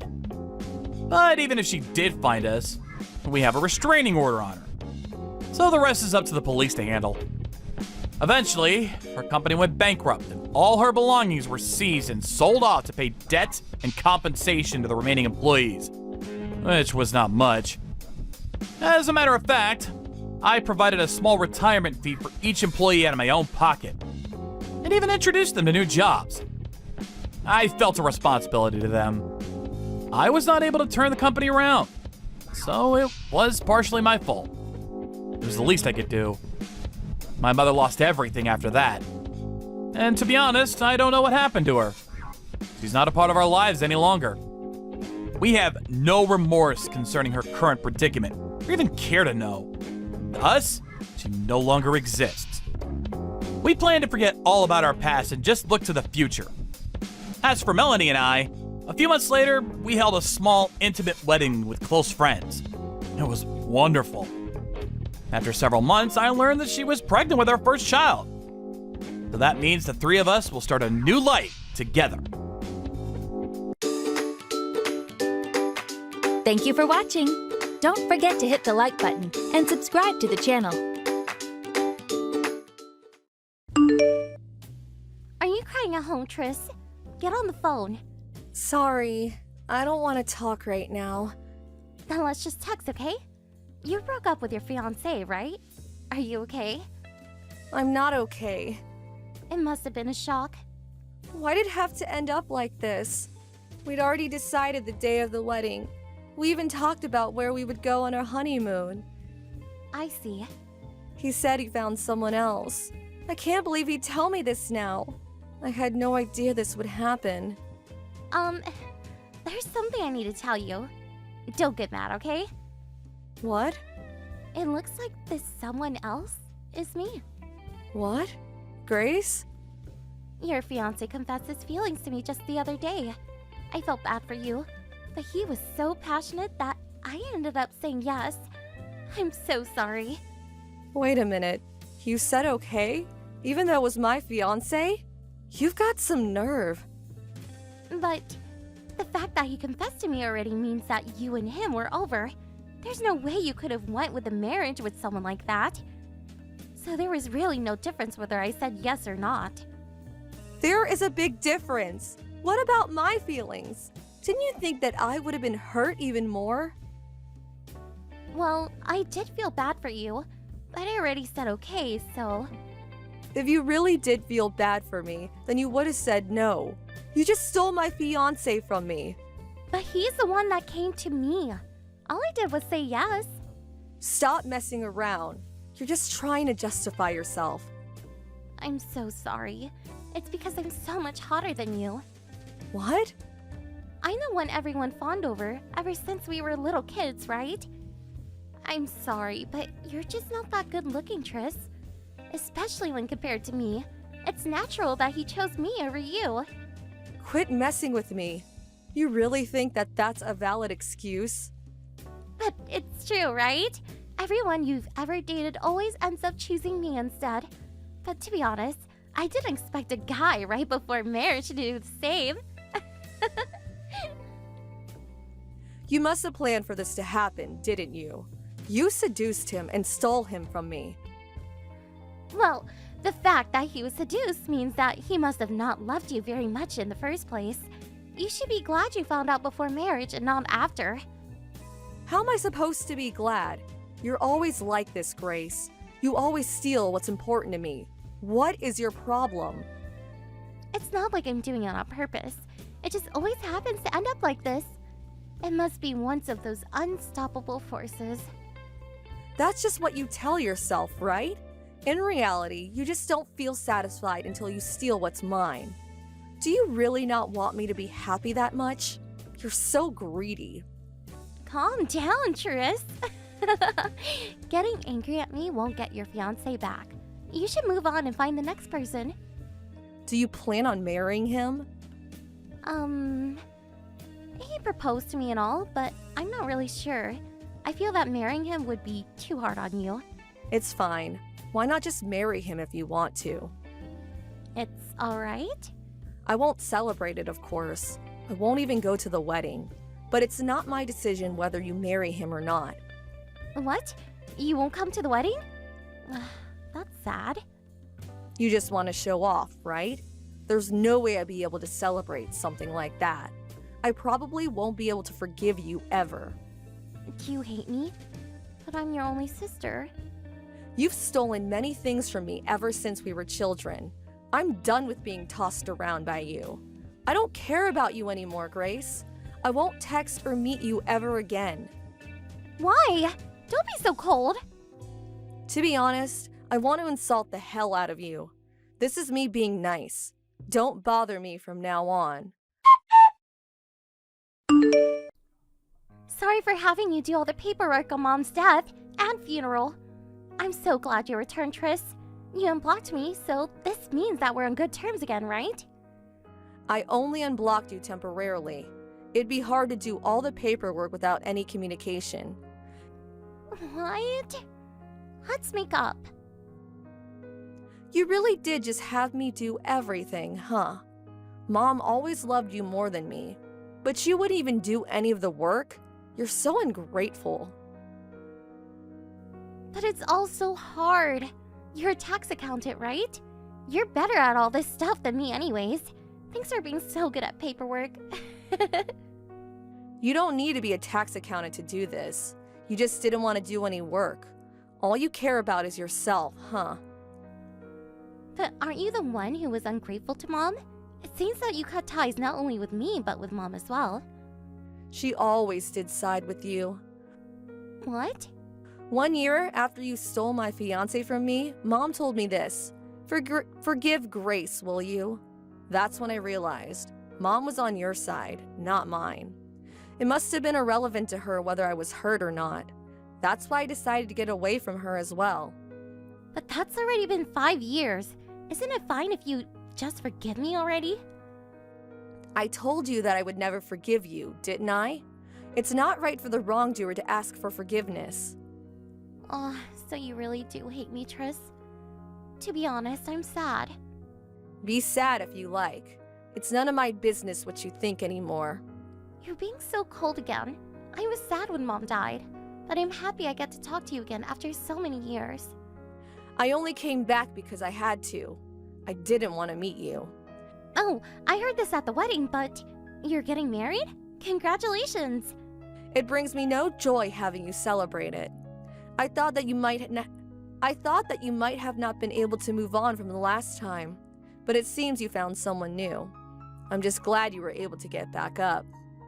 Don't say that to me. Your new fiancé came to the funeral, right?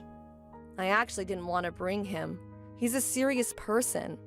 He said that since he didn't get to receive my parents' permission for the wedding, he at least wants to attend the funeral. He was so handsome. I thought this for a while, but you really do have a good taste in guys, Tris. Don't you dare put your hands on him. I mean, I did already tell him what happened 5 years ago, so I doubt he'll be seduced by you. But I wonder if that's true. Men are much more stupid than you think, Tris. They gather to pretty flowers, even though they know it's poisonous. He's not like that. Besides, you already have the guy you stole from me 5 years ago. Huh? I broke up with him ages ago. You serious? It was probably half a year after he broke up with you. I'm the one who said we should break up.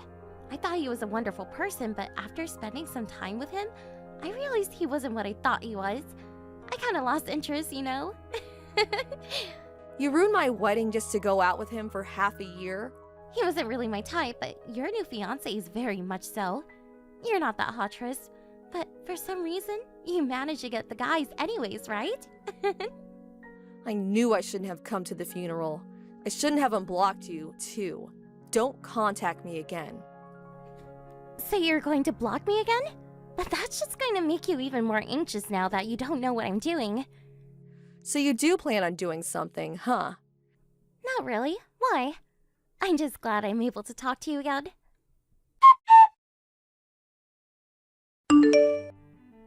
Sorry, Tris.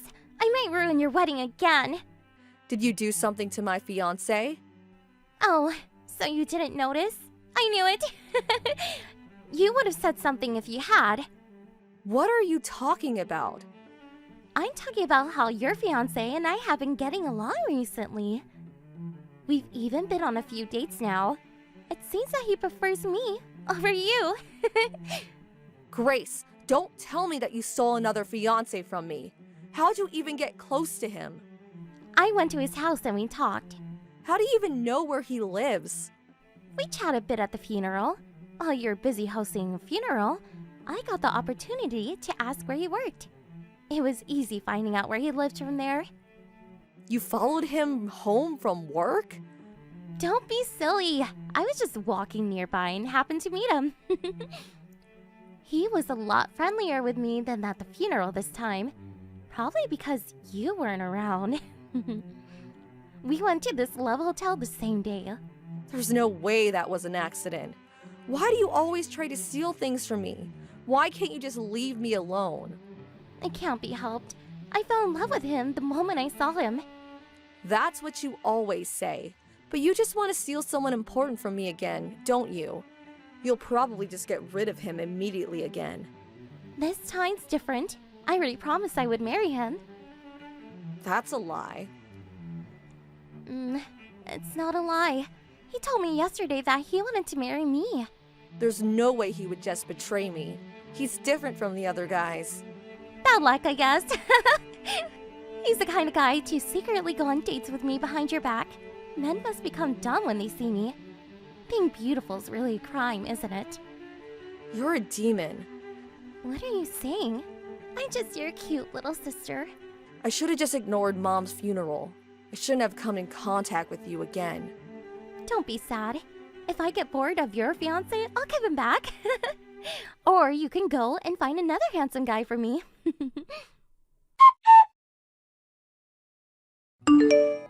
Are you crying, Tris? Wow, I feel like we're in the same exact situation we were in 5 years ago. I'm not crying. I'm so glad. You become stronger in the past 5 years. But you haven't changed a bit. You keep doing the same thing over and over. What's worse, you seem to be enjoying this. I really do feel sorry, you know. I'm sorry for ruining your wedding again. I didn't mean to do you any harm. So please forgive me. That's not what you're actually thinking, isn't it? Liar. I'm not a liar. I really do feel bad for you. It's because I was born so good-looking. I'm really sorry. It's fine. That person's not actually my fiancé. So why not just go ahead and marry him? If you can. What are you talking about, Tris? Did you go crazy out of shock or something? I truly was about to go crazy when I thought about him betraying me. But it seems that wasn't the case. You've got the wrong person, Grace. There's no way I got the wrong person. I saw him leaving his house. That person's the twin brother of my fiancé. He was just staying over at his brother's house that day. It's no wonder you got them mixed up. They do look identical after all. Stop lying. Your fiancé's name is George Anderson, right? I always call him George, so he would have told me if I had the wrong person. Well, you see, George's brother has this really rotten personality. He must have noticed you got the wrong person immediately, but just didn't say anything. What? Why would he do such a thing? He must have found you hot or something. George says his brother's always been like that. Apparently, he used to pretend to be his brother and hit on George's female friends. He's a perfect fit for you. You're lying. That can't be true. You're just saying that to make me give up, aren't you? I asked George whether what you said was true, but he says that he hasn't met you ever, even once since after the funeral. So then I asked his brother if it was his doing, and he admitted it was him. What? So it's true that the person wasn't actually your fiancé? Yep, it seems that George's brother is quite the womanizer. Apparently, he always gets into trouble with his wife over it. It seems he was staying at George's house because they just had a fight. His wife? He's married? Yep, and his wife's pregnant too. On top of him not actually being your fiancé, he was married too? So he just tricked me to satisfy his desires? He must have been keeping it in. A stupid woman appeared before him, so he must have decided to use you. What? What do you mean, stupid woman? I'm talking about you. You're the one who's stupid. Calm down. No need to get mad. It's because I just got insulted by someone like you. Sorry, but I've considered you stupid from the start, you know? What? Are you not? You always look down on me. But aren't you the one who always has to go out with guys that have already went out with me? It was annoying, but thanks to that, I was able to find out which guys couldn't be trusted. I found someone wonderful at the end, so actually, I'm quite thankful. What are you saying? You're nothing, Tris. Stop acting all high and mighty. I don't know if it felt good stealing my boyfriends, but at the end, the only sort of people who were ever interested in you is guys who would cheat. It means that you're only being used, Grace. I'm thankful, because I was able to meet my current fiancé thanks to you. I wasn't being used. I'll just steal your current fiancé again, do you hear me? It's too late regretting what you said now that I'm angry. That's alright. The two of us are never going to meet with you again. What? Both George and I are fed up with our siblings, so we decided to move far away once we get married. Even then, I'll find you. I mean, you can try, but shouldn't you spend that time and effort on more important things like your own future? I don't need to be lectured by someone like you. Really? But I'm actually quite worried. You tried to steal my fiancé, but instead got tricked and was unwillingly used by a married man. You're nothing but a tool to them, Grace. No one's really ever going to love you. Shut up! I'm hot unlike you, so everyone will love me. It'd be nice if you're able to find someone special while you still have your looks. But I doubt anyone would love you after they find out what you're really like. At the very least, my fiancé can't put up with someone like you that hurts their sister for fun, no matter how cute they were. The two of us will forget about you and find happiness. Forgive me, okay? You won't be able to have my used boyfriends anymore.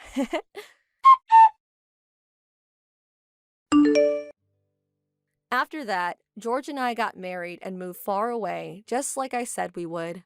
The two of us are living a peaceful life far from my sister. George takes such good care of me. I'm so happy to have finally met someone like him. As to Grace, it seems that she gotten herself into quite the mess. She must have gotten mad after being insulted by me, so she decided to find a better guy than George to marry just to spite me and started using a dating website. It seems that she met this handsome guy who was also pretty rich, but apparently he was a scammer, and now Grace is in huge debt. She probably lost her calm and couldn't see that she was dating a scammer. It serves her right after stealing so much from me. I won't ever be meeting her again, but I plan on finding happiness whether she likes it or not.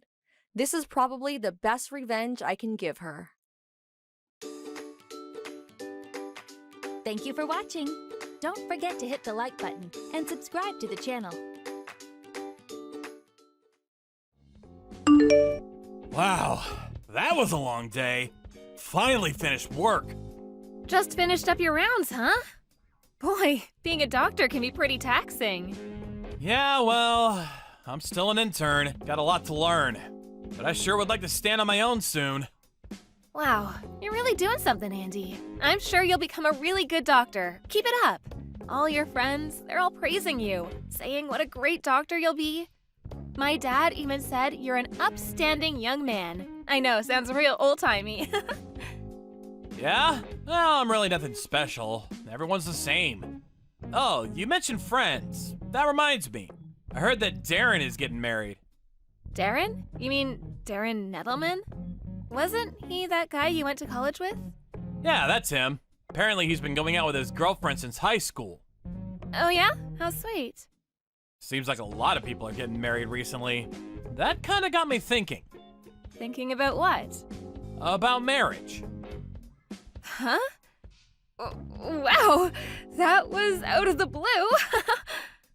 And my internship will end pretty soon, so I figured we should at least discuss it. I sort of want to settle down about now. I see. What do you think? Could we put a hold on that for a bit longer? Maybe it would be better to wait a while. Anyways, you'll probably be pretty busy after the internship is over and you'll start getting more responsibilities. Being a doctor is a full-time job. I'll probably be busy forever. Patients never stop coming. There's no end to it. I'll definitely be busy going forward. To be honest, now is the best time to get married. At least I have a little time. And also, we've been dating for a while now. Maybe it's about time, huh? Yeah, you're right. I know. But it would cost money to get married, right? I really don't have much savings. Don't worry about that. I'll pay for the wedding. No problem there. Yeah, but it's all kind of a sudden. Oh yeah, right. I've always liked you, Mary, and you know I always had marriage in mind. But I guess you're not all that enthusiastic. Not really interested in marrying me, I suppose. No, it's not that. Don't get me wrong. It was just so sudden, it kind of caught me off guard. Now, who wouldn't want to marry an up-and-coming, brilliant doctor like you, Andy? Really? Are you being honest? I hope you're not just saying that to make me feel good. Of course I'm being honest. I really do love you, Andy. Wow, that's a relief. Me too. I love you too, with all my heart. That means I have to go and say hello to your mom and dad pretty soon. My mom and dad's place? Right. Yeah, we really should go and see them. All right, then. How about next Sunday? Wow, that was quick. Well, you know what they say. Strike while the iron is hot. Yeah, I suppose you're right. Okay, then Sunday it is.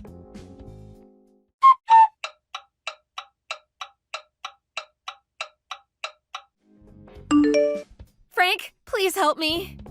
Hey, sis, what's the matter? Something wrong? If I don't do something right away, my boyfriend, I don't know what he'll do to me. What are you talking about, Mary? Calm down for a second. Explain it all to me. My boyfriend, he's so possessive that he won't let me go outside. I've been stuck in the house for God knows how long. I'm stuck here. I'm a prisoner.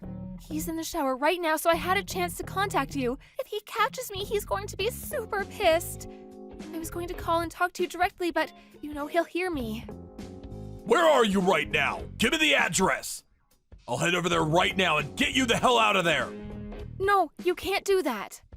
Excuse me? You're being held against your will for Pete's sake. Why not? Because he's got a weapon. He always has it ready for times like this. I don't want you to get hurt. If I even think of leaving him, if I try to run, he plans to take me with him. So it would be better if you stayed away. Are you serious, Mary?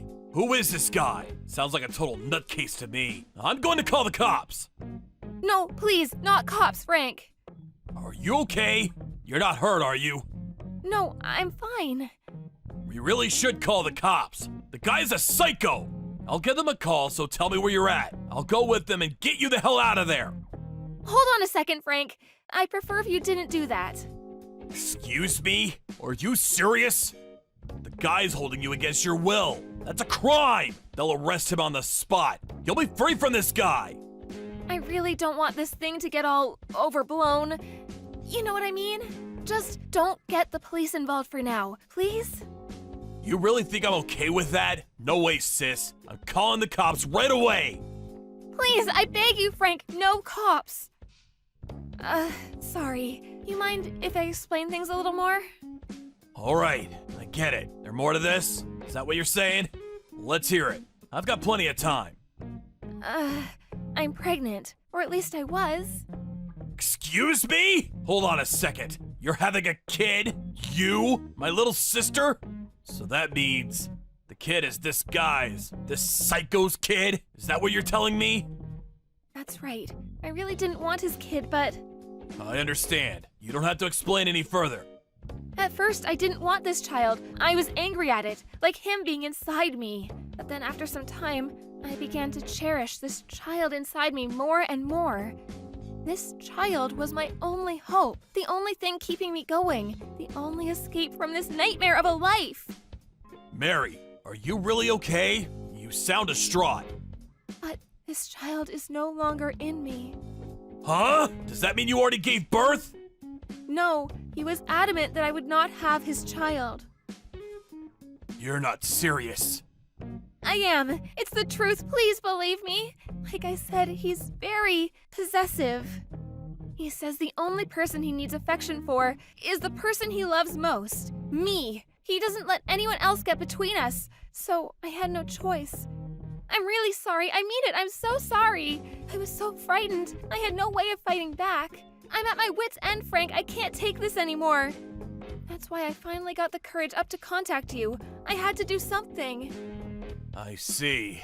It must have been really hard on you. Just leave it up to your big brother. I'll take care of everything. Don't you worry about a thing. I'll get you out of there. I'm going to head over there right now. Please, no.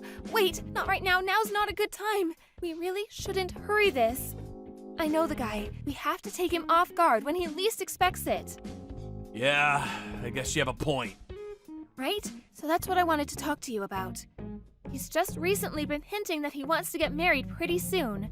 Well, if that's the case, we have to go over to Mom and Dad's place to, pay our respects, so to speak. So, we're planning on going over there this coming Sunday. Would you be able to rescue me then? I get your point. Yeah, I could do that. You think you can hold off till then? Yeah, I think I can manage until then. When our plans are set, I'll send you a message when I can sneak away, so wait, okay? No need for that. Better not have any contact. He might get suspicious. I'll just be ready to go over to Mom and Dad's place at any time Sunday.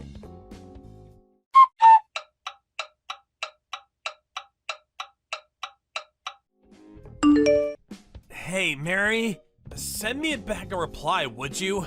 I just woke up here at the hospital. I'm a little confused. When I got to your house last Sunday, your dad and your brother confronted me for, I don't really know. They were pretty pissed off for some reason. I had no idea what they were talking about. Did I do or say something wrong? Oh, you finally came to. I'm so glad. I told the hospital that you fell down the stairs and hit your head. You told them I fell down the stairs? Why would you do that? Well, my brother, you never know what he'll do next. I'm just worried. I can't very well say he beat you up, right? My brother was in the military. He's pretty strong. I don't get why your brother was so angry, though. What did I ever do to him? Yeah, well, my brother Frank is kind of a hothead. I guess he just didn't like you or something. To be honest, I could never figure him out. I don't know. He was pretty pissed off. There must have been a reason. Can't imagine someone getting that PO just because he dislikes me. Makes no sense. I really have no idea.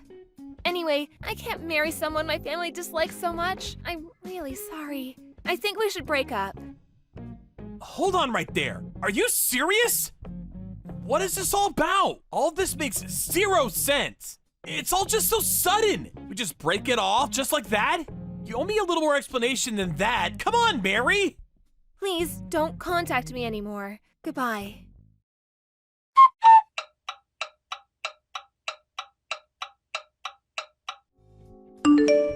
Hello, this is Frank, right? I'm sorry to message you like this. I know it's kind of late. This is Andy. You know, the guy that was going out with your sister. You remember me, right? Can we talk? It won't take long. What the hell do you want? You really got some nerve contacting me. You piece of shit! That little beating wasn't enough for you, huh? I thought long and hard trying to figure out why you and your father would beat the crap out of me. But no matter how hard I tried, I could not find an answer. Would you just tell me why? That's all I ask. This is killing me. Are you nuts? You really have the audacity to ask me that? Did that beating go to your head? Have you lost your memory? What are you saying? You don't remember? I have no intention of forgiving you.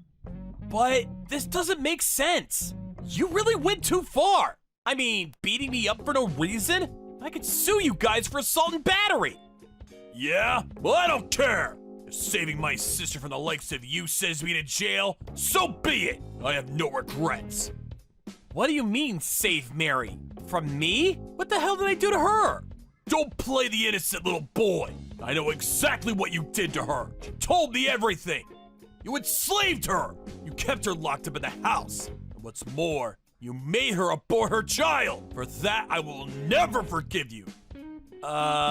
Excuse me? Yes, I do recall you saying something like that when you had me up against the wall. What was that about? I really don't know what you're talking about. Please, just explain it to me. I said don't play innocent with me, buddy.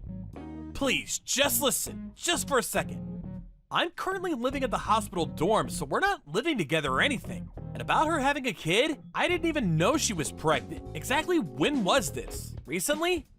She says she aborted the child in May of this year. In May? This year? Well, then that's not possible. Excuse me? How is that not possible? Well, she had a test conducted at our hospital for issues concerning her. I mean, she saw a gynecologist. That was back in March, as you probably recall. She was a patient at the hospital for a while, and she continued to stop in for checkups. I was a bit concerned for her condition, so although I'm still an intern, I made sure I was present during all the checkups. I checked her report regularly, and there was no sign of her being pregnant. If you don't believe me, I could show you her medical report during this time. Your family, so it wouldn't be confidential. Yeah, sure. You're probably in cahoots with the hospital. You guys probably rewrote the report, didn't you? You guys could rewrite those reports on a whim. You really expect me to believe you? I'm still just an intern. I have no power over that hospital. I haven't even met the hospital director yet. I'm probably one of maybe 20 or so interns. No way a mere intern has the authority to rewrite a medical report. I'd be barred from the medical profession if I did that. Maybe if I was working at a small neighborhood clinic, maybe, but it's pretty risky. Falsifying such things is a crime, you know? Anyways, I work in ER for now. I wouldn't really have access to patient files. Nice try, buddy, but there is someone who can corroborate the whole thing. Witness? What do you mean? Yeah, that's right. A guy who works at the same hospital as you. Name's Darren. I'm sure you know him. Apparently he advised Mary when she got pregnant. I think his name was Darren, Nettleman, that's it. Darren? Yeah, I know him. We're both interns. We came to the hospital about the same time. Yeah, well, don't bore me with the personal stuff. I don't have the time. Wonder what he has to do with any of this. He's in the gynecology department, right? No, he does work for the same hospital as I do, but he's a radiology technician. You know, x-ray tests and stuff like that. Huh? I have no idea what you're saying. Darren failed to get into medical school. That's why he opted to become a radiology technician. But he went to the same university as you, right? That's right, but he was in a different department. No way that's true! My sister said he worked in the gynecology department. Are you insinuating that my sister is lying? You do a little checking, you'll find out soon enough that Nettleman is no doctor, just an x-ray technician. Just call the hospital and ask them. Simple as that. Huh. Yeah, but I gotta say, this is really strange. I have a bad feeling about this, so I'm gonna do a little checking myself. If you don't mind, I'll contact you again tomorrow.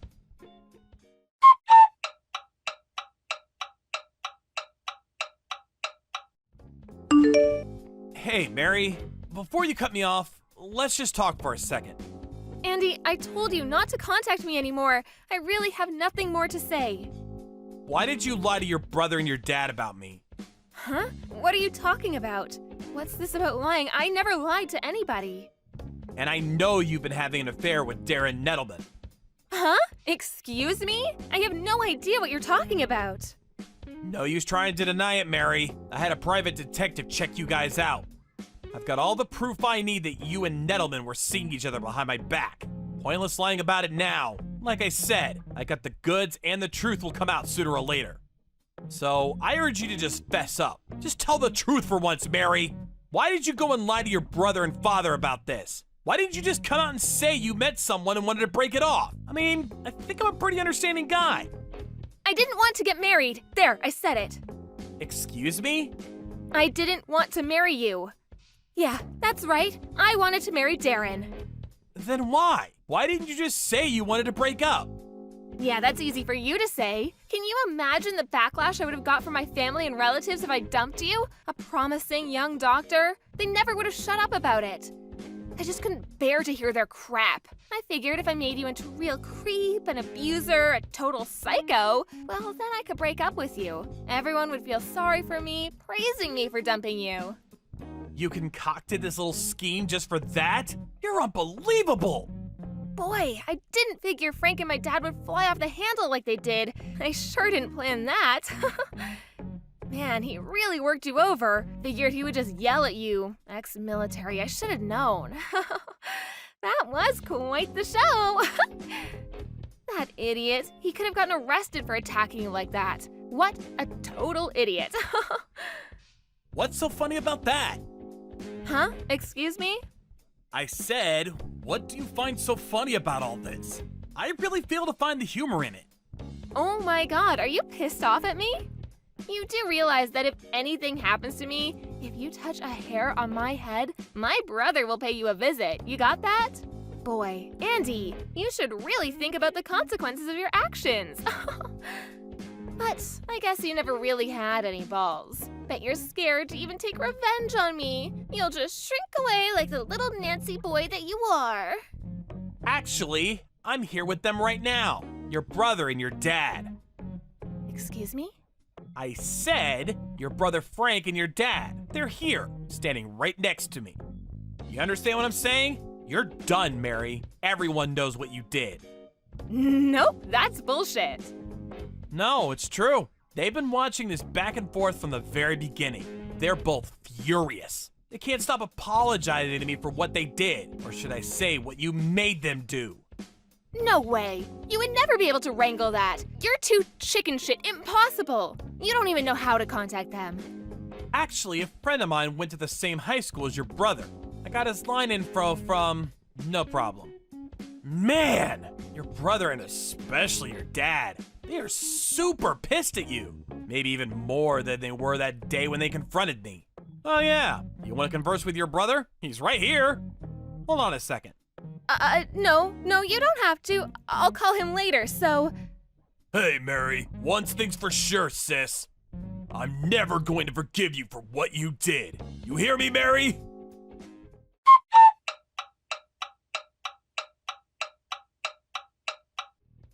Well, I'm sure you can imagine what happened to her after that. Her brother and dad really laid into her, and I don't blame them in the least. I heard they, apparently her whole family, completely cut ties with her. They felt responsible for what happened to me and even turned themselves into the police. I don't plan on pressing charges, though. They're also the victims in this whole affair. I don't blame them at all. I also received a generous compensation for what I went through. I didn't ask for it, but they insisted. If the tables were turned and I was told that my sister had been abused, I probably would have done the same thing. Of course, it's never a good idea to use violence to get your point across.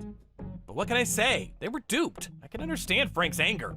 As for Mary, her family abandoned her and she started living with this Nettleman guy. But that didn't last long. Nettleman had already made plans to marry this other girl and dropped her soon afterwards. But it didn't end there. Nettleman's future bride found out about this little affair with Mary and dropped him. Funny how these people always seem to self-destruct. I'm not sure what happened to Mary after that. I never want to go through that again, so in order to protect myself, I took up mixed martial arts. I'm actually getting pretty good at it. Well, as a result, I lost like 20 pounds and my health improved drastically. I think I'll put all this behind me and start seeing other people. Maybe this time I'll find the right one. Thank you for watching. Don't forget to hit the like button and subscribe to the channel. Hello, Parker. A parcel from you arrived today. Hey, Fiona. Oh, that'll be your Mother's Day present. I'm pleased it finally came. Well, I am most certainly not pleased. Is this the best you could do? Huh? Well, what do you mean? You don't like them? But I got those cookies from your favorite bakery, and the flowers are from that florist you always used to compliment when we walked by. I got bored of this kind of thing aeons ago. Besides, this bouquet of flowers is tiny. Who was it made for? A dwarf? I see you're just as much as a tightwad as ever. It's not like that at all. They were actually quite expensive. I wanted Peeps Armanio's new scarf. You know, the one all the celebrities are wearing. Oh, what am I saying? Of course you wouldn't. Isn't it considered good manners to get people things they actually want? It is my present after all.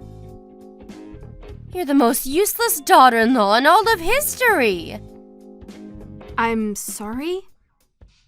My friend Wendy's daughter-in-law is taking her on a luxury cruise to the Maldives, followed by a 1-week stay at a 5-star hotel. You, on the other hand, how do your poxy cookies and flowers match up to that? I'm on my way to your house now. I want to exchange my presents for something better. See to it that you have something ready by the time I arrive. What? Like now? When you say you want to exchange your presents, you mean you want us to go out shopping together? That made me chuckle. Like hell I'd waste my precious time shopping with the likes of you. I see. I'm on my way to your house now. You better have me a coffee and some tea cakes ready. Oh, and make me some of those sandwiches you made last time. You know, the one with the mustard and pickles. Fiona, please. What you're asking me to do is very difficult right now. I'm not at home. Good grief. Just when I think you can't get any more useless. Hurry up and get your ass back there this instant then. I'm with someone right now, so I can't do that. Besides, I'm not sure I'm 100% clear on why you actually want to come in the first place. I told you, my Mother's Day present. I'm very willing to be kind enough to let your first abysmal failure slide if you replace it with something better ASAP. For example, the black Peeps Armanio bag you swagger around in like you think you're some kind of A-list celebrity. That would suit me just perfectly. Alright, it's settled. I'm on my way to collect it. I can't give you that. My mom got me it, and it's really important to me. Excuse me? What did you just say? How dare you? What kind of wife has the nerve to refuse her mother-in-law like this? Back in my day, people treated their parents with respect. You impertinent little upstart. What the? I'm not being impertinent at all. I told you. That bag's super important to me. It's not that I don't want you to be pleased with your present, but some things are too valuable to give away, and you being my mother-in-law doesn't change that. Disobeying your mother-in-law like this is the very definition of impertinence. I'm sorry, but I really can't give you that bag, so I'd appreciate it if you'd just drop it. What will it take for you to listen to me? Good grief. You need to be properly disciplined. Great. Here we go again with the discipline thing. Would you stop this already? Why would I stop? This is an emergency. Disciplining my wayward daughter-in-law is a matter of utmost importance. I'd be doing my son a disservice if I didn't. If you're disobedient with me, I can only imagine what you're like with him. I'm sick of this, Fiona. I feel like you have some kind of fresh insult or put down ready for me every time we speak. And as if that wasn't bad enough, sometimes you're violent. This goes way beyond discipline. What you're doing is bullying, plain and simple. Not that you have any right to discipline me in the first place, by the way. Who even speaks to people like that? Where do you get off looking your nose down at me and treating me like crap? You shut your whining mouth this instant, young lady! What gives you the right to talk back to me like this? A wife would never have dared talk back to her mother-in-law like this back in my day. Society's gone to the dogs. If I don't agree with something, I'll say so. Ugh, disgusting. What must your parents have been like to produce such a vile little witch? Were you brought up or dragged up? I should never have let you marry my son. Won't you divorce him and get out of our lives already? Fiona, please stop this. I get that you don't like me, and that's fine. I can't force you to. But that doesn't give you the right to demand I divorce your son every time I do something that rubs you the wrong way. Do you have any idea how much it hurts to be treated like this? Say what now? I'm the one who's hurt.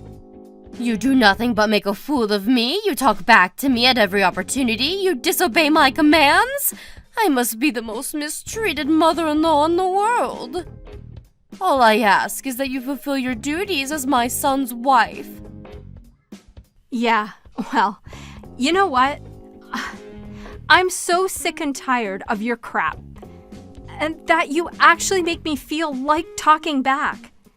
It couldn't be any more obvious that you don't like me. But if you hate me that much, I'd rather you just left me alone. Here we go with the insolence again. Just how did your mother raise you for you to be this rude and disrespectful? One thing's for sure, she failed to instill the proper discipline you need. I'll be honest, your parents never struck me as particularly intelligent, and they're clearly lacking in common sense if they raised a good-for-nothing like you. Do not insult my parents. You gave me no choice. If you don't want to hear any more uncomfortable truths, I suggest you start doing as you're told, young lady. To tell you the truth, I don't want anything more to do with you. Please, don't contact me again. If you need anything, it can go through Daryl. What did you just say to me? Do you seriously think this is an acceptable attitude to take with me, your mother-in-law? Do you seriously think I want to carry on being insulted and abused by you? You do nothing but hurt me. Who in their right mind would put up with that? Fine, have it your way. I withdraw my request. Great. So we have an understanding then. You'll leave me alone from now on? Goodbye. Mark my words, young lady. You will not get away with speaking to me like this. You better remember that.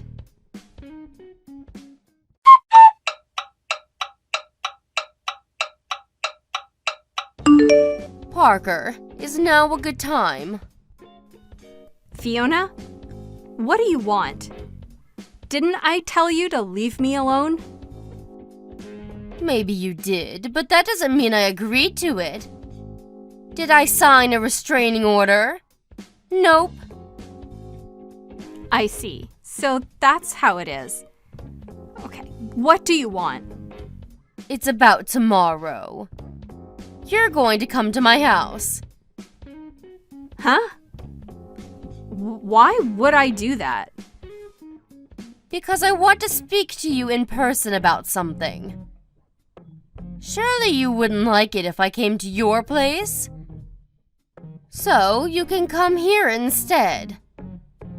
I won't be doing that. Yes, you damn well will, young lady.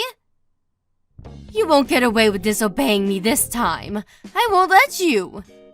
If you continue to refuse, you'll force my hand. Force your hand?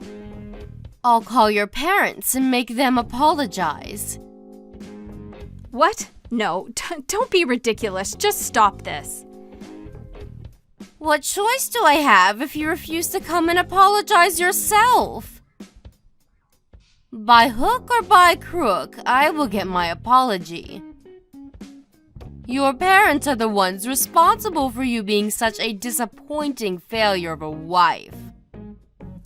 All I did was say I wanted you to leave me alone. Why is that so hard for you to accept? The issue here is that you think you have the right to boss me around in the first place. You arrogant little cretin. Now stop wasting my time with this nonsensical drive. I suggest if you don't want to cause your parents any trouble, you come to my house tomorrow. Oh my God! This is absurd. Correction. This is perfectly reasonable, and it's happening because of you. If you'd have treated me with the respect I deserve from the get-go, you wouldn't be in this mess. Now, do as you're told before you make things even worse for yourself. Fine.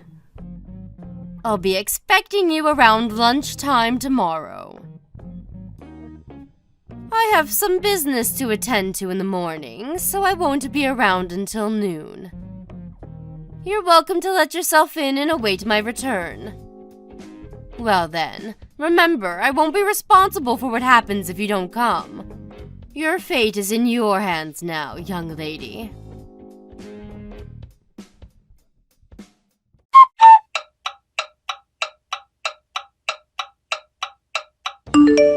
Where are you, Fiona? Are you at my house yet? Yes, I got here 20 minutes ago. Excellent. Well, guess what? I just remembered something. I have just the job for you. I knocked a vase of flowers off the cabinet by the front door on my way out this morning. It smashed everywhere, but I was in such a rush I didn't have time to clean it up. Are you okay? You didn't hurt yourself, did you? I'm fine, but Daryl's being carried away in an ambulance. What? My son? But it should have been you! Well, it wasn't me who went to your house today. It was Daryl. Why? Explain yourself! He said he was gonna have it out with you one-on-one to see if he could get you to back off and leave me alone. It's pretty obvious by now that nothing I could ever say will change the way that you act towards me. So why would I bother going? He said he stood on a pile of broken glass when he took his shoes off after arriving. The lights in the entranceway didn't work, so he couldn't see a thing. Oh my god! My poor baby! Is he okay? Is he hurt? He stood barefoot in a pile of glass. Of course he's hurt, you moron!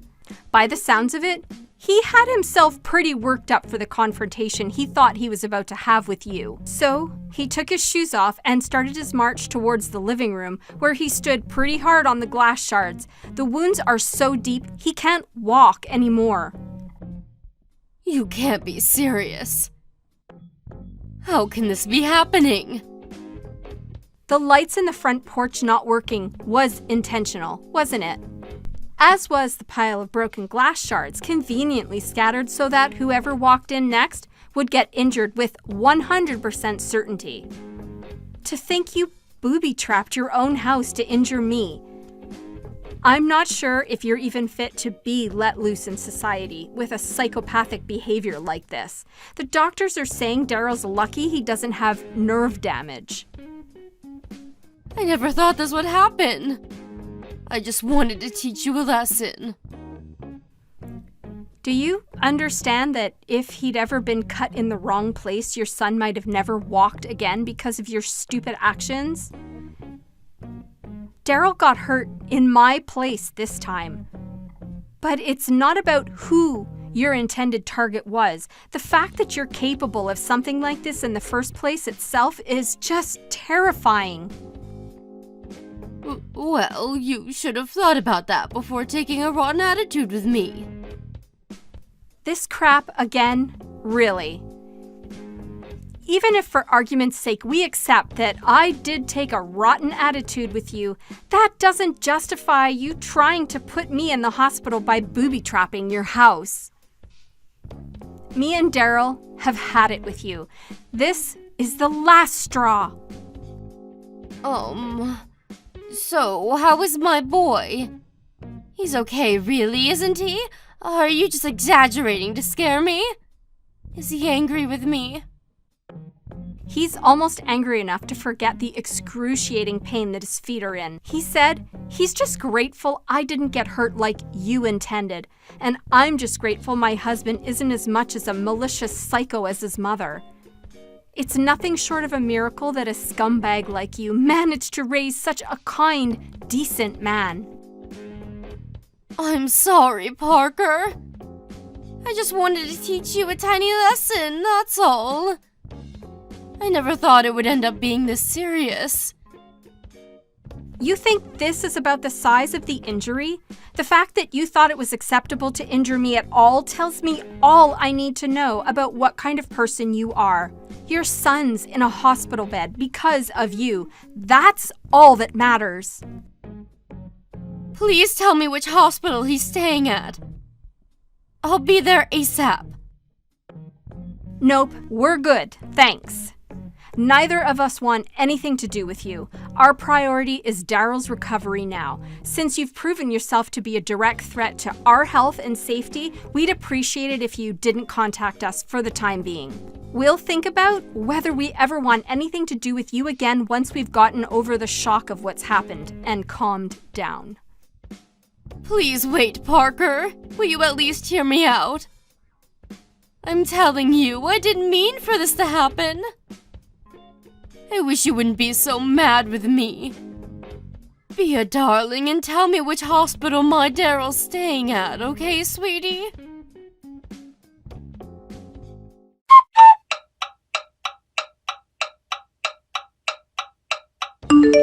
Hey, Parker.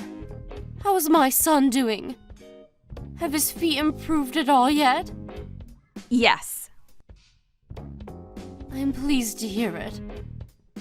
Thankfully, the cuts on one side weren't as deep as the other, and he's still able to walk with a little assistance. He already got discharged from the hospital. Oh, really? Does that mean he's back home now? In that case, would you mind if I came over for a little while? I'd love for nothing more than the chance to apologize for what I've done. Yes, we wouldn't mind that. You're not coming anywhere near us. We don't need or want your apologies, so don't bother. Parker, please! Don't be so cold.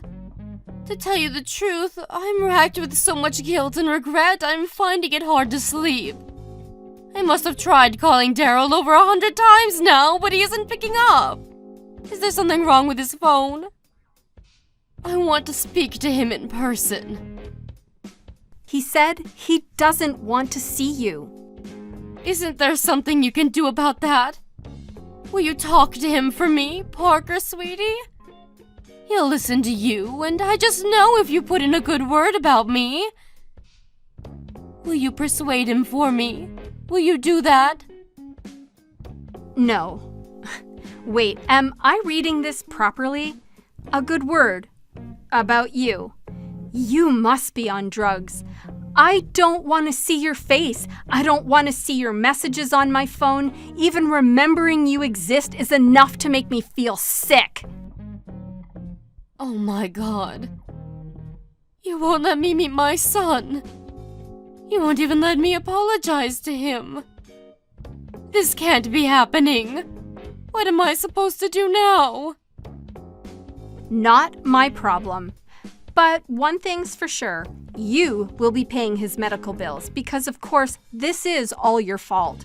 That's all you can do for us. And if you genuinely want the best for Daryl, you'll give him his money and get out of our lives for good.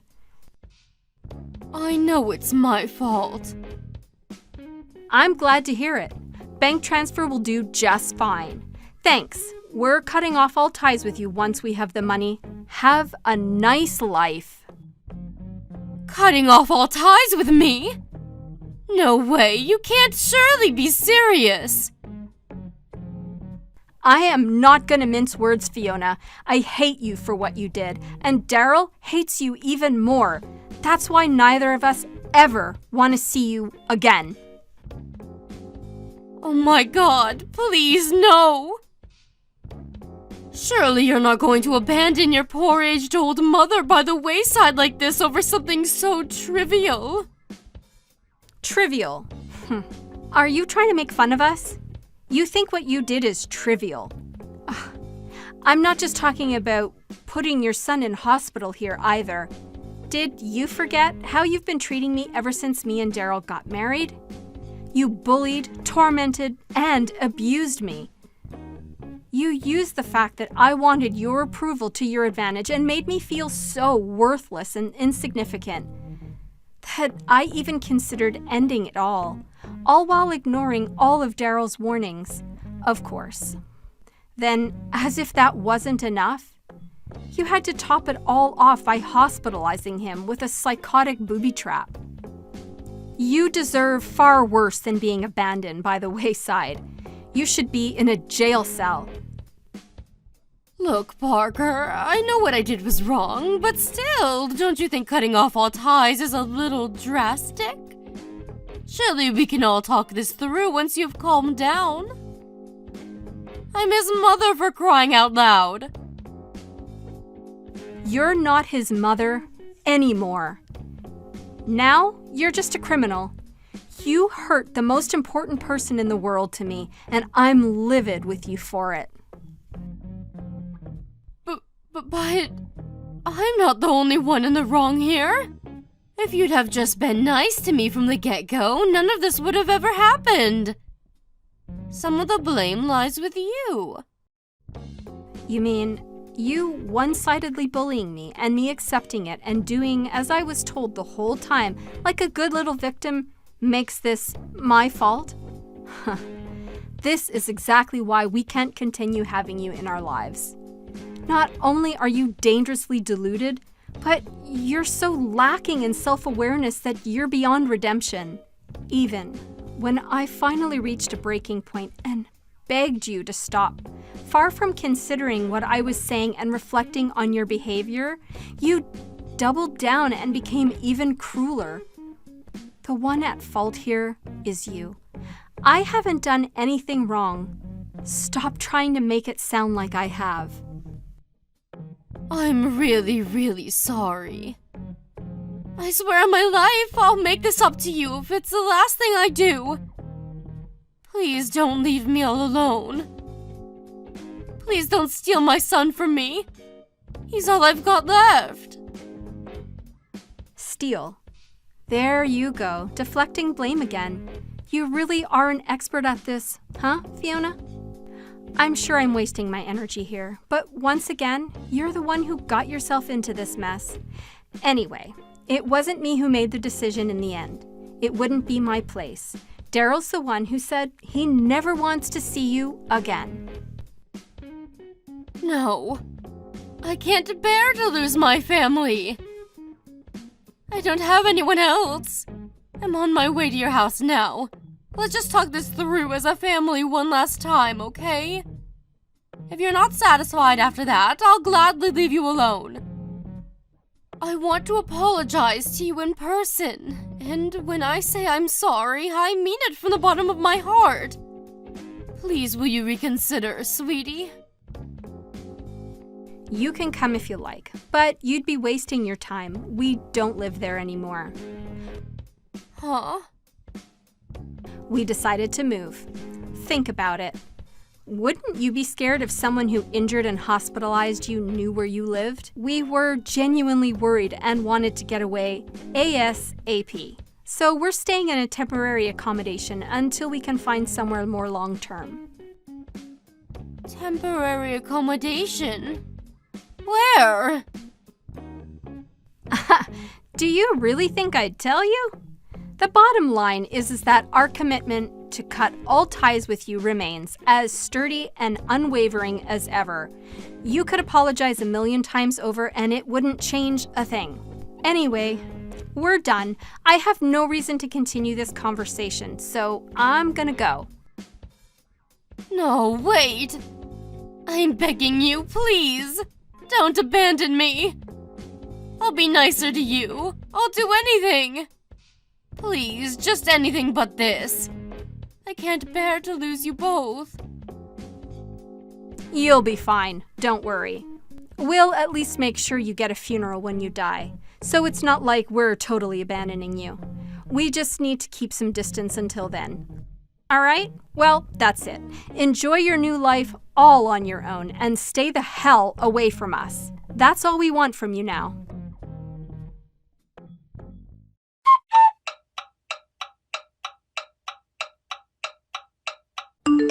After that, me and Daryl moved out of state in utmost stealth and secrecy so that the mother-in-law from hell would have no hope of ever finding us again. Despite asking her not to, she constantly bombarded us with messages, begging for forgiveness even after she'd sent the money to cover Daryl's medical bills, which is why we both blocked her as we were moving into our new home. That felt good. She has no means of contacting us now. We're keeping an eye on her movements through frequent communications with Daryl's relatives just to be on the safe side. Apparently, she's currently working her way through the entire family trying to figure out where we are. But since all of her relatives now despise her for the despicable stunts she pulled, the response is invariably some variety of stick it where the sun don't shine. What can I say? What goes around comes around. As for me and Daryl, we're living our lives in peace, quiet, and happiness in our new home. His feet are more or less fully healed now. He's really pleased he doesn't have to use crutches anymore. We'll never be able to forgive his mom for what she did. As far as we're concerned, we'll be happy if we never see her again for as long as we live. We're enjoying our new life together in peace and harmony, and that's all that matters.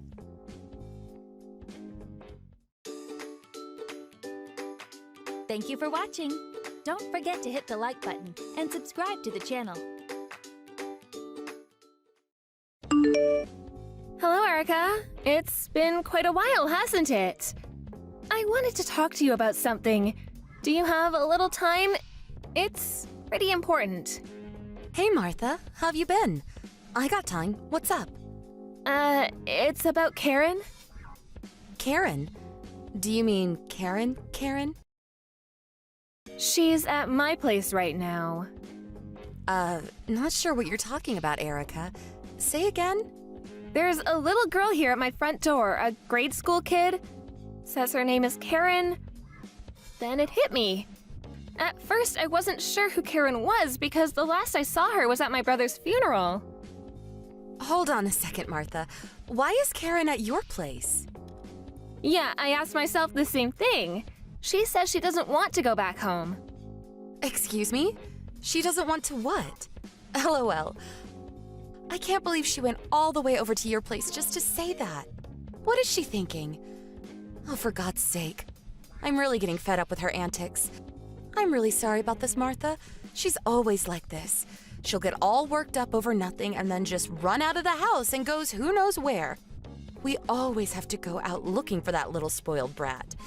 Could you just tell her to get her ass back here as soon as possible? Right. You know, she just told me about the circumstances at your place. Maybe I'm being a little out of line for saying this, but are you taking care of your child? I mean, it sure does not seem right to me. Excuse me? You contact me after all these years and you accuse me of what? Child abuse? It's none of your business how I bring up my child. How could you know anything about bringing up a kid? Get off your high horse, for God's sake. I'm not accusing you of anything, Erica. I just want to verify the facts, that's all. I mean, we're talking about a child here. And what's more, when my folks asked you if they could see their granddaughter, you simply continued to ignore them. Why is that? Why didn't you let them visit Karen? No matter how many times we asked you, you would make up some reason to shun us. My folks passed away never getting a chance to see the growth of their granddaughter. To be honest, I can never forgive you for that. Yeah, I heard all this before. So I'm the villain here. Is that what you're trying to say? Let me just tell you. After your brother died, it was me who brought Karen up, all alone without anybody's help. You have no right to pass judgment on me. You don't even have a kid. You'll never know the hardship I endured. I have to work, you know. I can't be looking after her 24 hours a day. And when she takes off like that, I don't have the time to go out looking for her. If only she would obey me like a good little child, all would be fine. And what about not allowing your folks to visit? I wish you would stop blaming me for that. Yeah, well, is it true that you recently remarried? According to Karen, this new husband of yours, he's not exactly treating Karen with much affection, is he? As a matter of fact, I would say she's being mistreated. She also says you won't lift a finger to help her. I really don't want to say this, but to me this sounds like... That's enough out of you, Martha. Who the hell do you think you are? You have no right giving me parental advice. Let me ask you this. When you were a kid, I'm sure your parents disciplined you when you did something wrong, am I right? Karen has always been this way. She always blows everything out of proportion, exaggerates every little issue. And yeah, your brother passed away, so I have every right to remarry. Don't tell me you're going to reprimand me for that too. Jeez, you people! You're not my family anymore. So would you stop butting into other people's business? This does not concern you. You're such a busybody, Martha. Not family? Are you serious? Karen is my niece. You can't change that. That's a fact. She's just a kid, but she sure is skinny. A little too skinny, if you ask me. And her clothes, it seems like they haven't been washed in days. What's going on here, Erica? Any normal person seeing her condition will agree with me. It's obvious this is not normal. Are you serious? I mean, you're still single, right? You have no experience bringing up a kid. Don't give me that crap. You're what, 24 or so now? Please, give me a break, LOL. She asked me to be her mother. Excuse me, she what? She wants me to be her mother. She was crying her eyes out, begging me to take her in, to be her new mother, and that she didn't want to go back to you ever again. She remembered me from way back at my brother's funeral. She found her way here, desperate for someone to protect her. There's no way I'm going to ignore her pleas and just let her return to you. Do you really think I would allow that? Is that so? All right then. You take care of Karen for a while then. I beg your pardon? You want me to keep her? Is that what you're saying? Actually, this is perfect. I was getting ready for a trip. My husband is taking me on vacation tomorrow. I was wondering what I was going to do with Karen. Well, now that she's over at your place, I can just lock up and go on my trip without worrying about her. Could you look after her until we return from our vacation? That would be really helpful. Okay then. Excuse me, Erica. I'm not finished here. You can't just leave here. I know. After we get back from our trip, we'll talk about it. No problem. So I guess that's it. See you when I get back. Oh, and for your information, we are going overseas. So even if you contact us, there's no way we'll reply. So, just so you know. Okay, see you!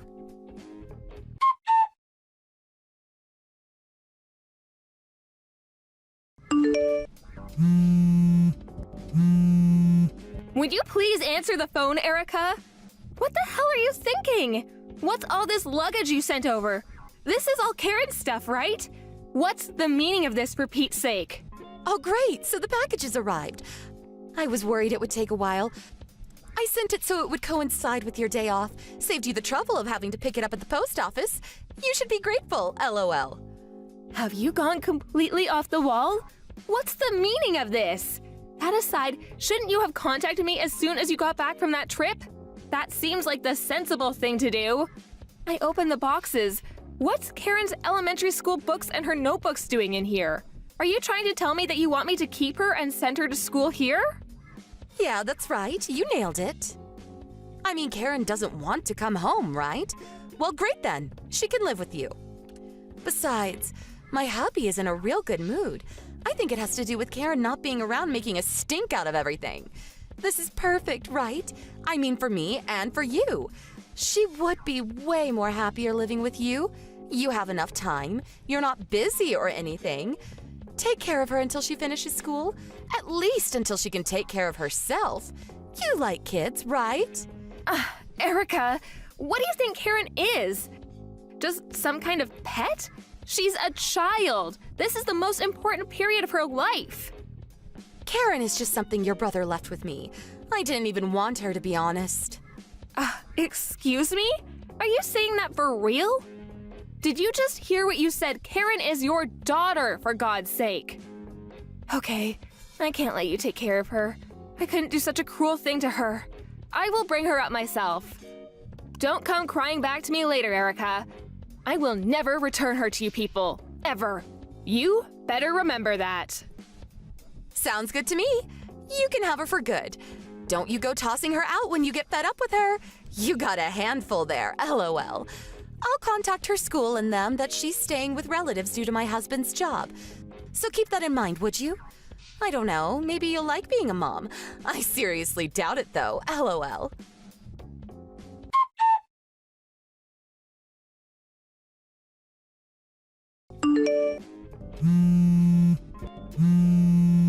Martha, are you there? Answer me. I need Karen back. I want you to bring her over right away. I'm begging you. I want my daughter back. Excuse me? It's a little late for that, don't you think? Karen is never going back to you.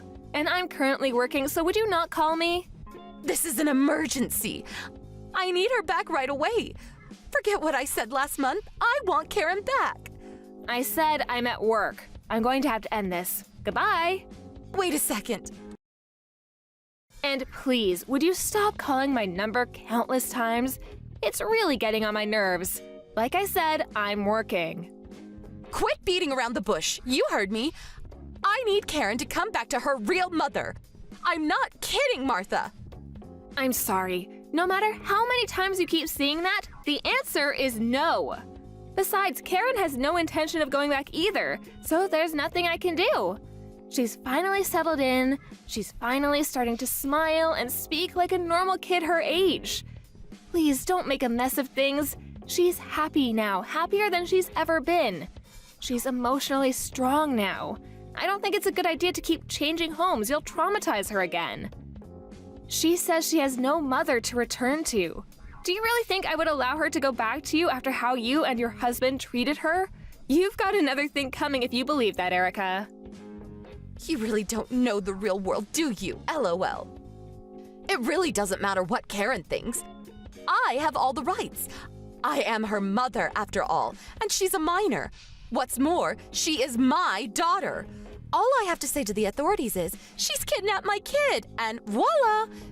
You get arrested. Simple as that. You don't want that, do you? So hand over my kid right this minute or you'll regret it. Yeah, you know I'm right. The mother has all the rights. The person with the rights has all the advantage.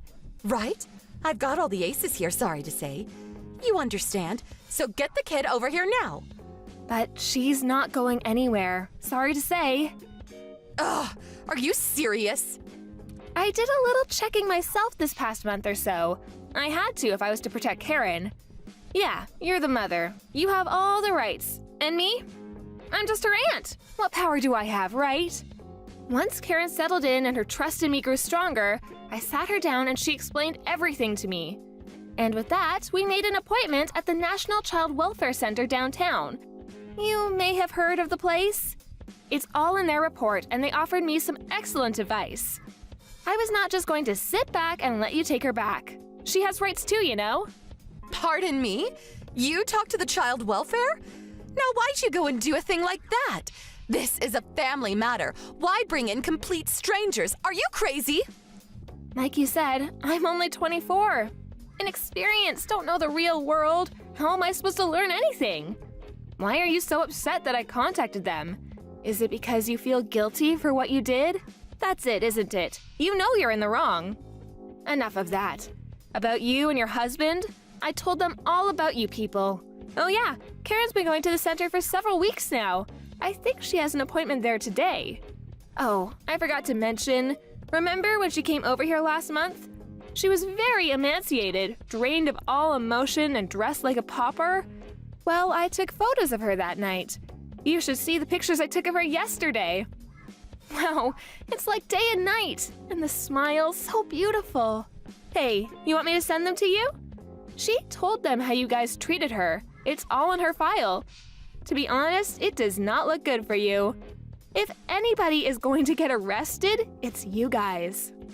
How could you do such a thing? What are you trying to do? Ruin my life? Do you get a kick out of hurting people? Who, may I ask, ruined her childhood? You're unfit to be a mother. I know that after my brother died, it was rough for you.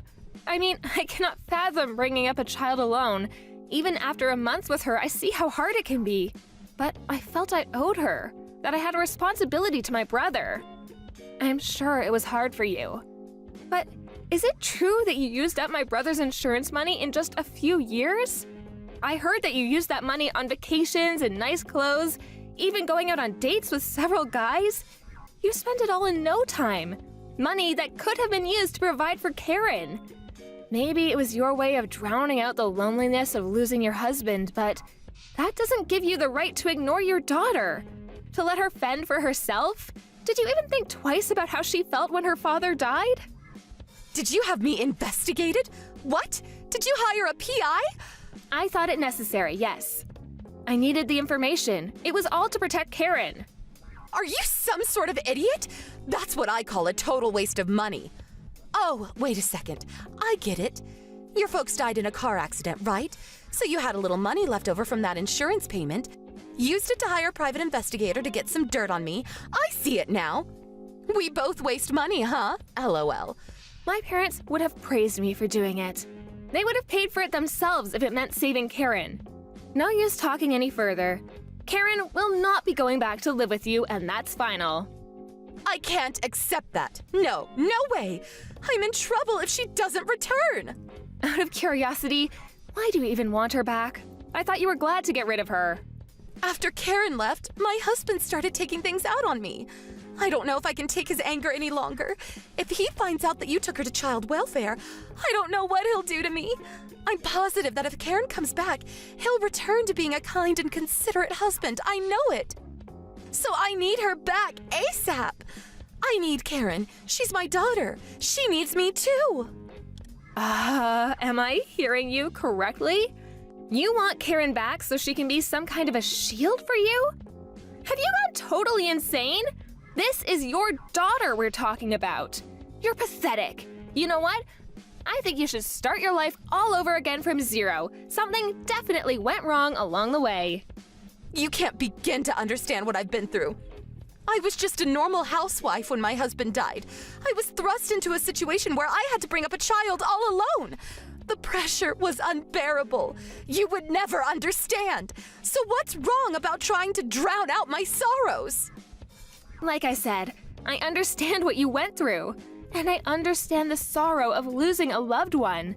But put yourself in my shoes for once. Imagine being an inexperienced 24-year-old single woman suddenly having to take care of a small child? Can you really empathize with that? Although I have the will to help and protect her, I still don't have the financial means. I have no experience with kids, my parents are gone and can't support me. But if I don't protect Karen, who will? I wouldn't be able to live with that. This past month taught me quite a bit. It was a hard decision to make. I mean, it would be for the rest of my life. Maybe I'll never marry. Maybe I won't be able to pursue the career I wanted. But most importantly, will I be able to bring Karen up properly? Will I be able to support and protect her until she's an adult? I thought long about such issues.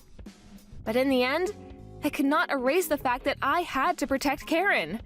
That's why I will fight this tooth and nail. I may not become the perfect mother, I certainly have my doubts, but I knew I had to protect her from the likes of you and your husband. I assure you, my mind is set. Then how about me? What am I going to do from now on? Just let my husband abuse me? Just shut my mouth and take it? I don't really care what you do, but I assure you that the police will probably be paying you a visit sometime soon. What you people did is not something that can be brushed aside. You know what it is, right? It's child abuse. The consequences can be pretty severe. I'm sure you loved my brother, right? You must have felt an overwhelming sadness. But did you even stop to think how Karen felt? I was really hoping that you would have a little remorse. I was wrong. You only care about yourself. If he divorces me, it's on you. You better take responsibility. At this rate, my life is ruined. It's all Karen's fault, that little brat. What lies did she spew to those people down at child welfare?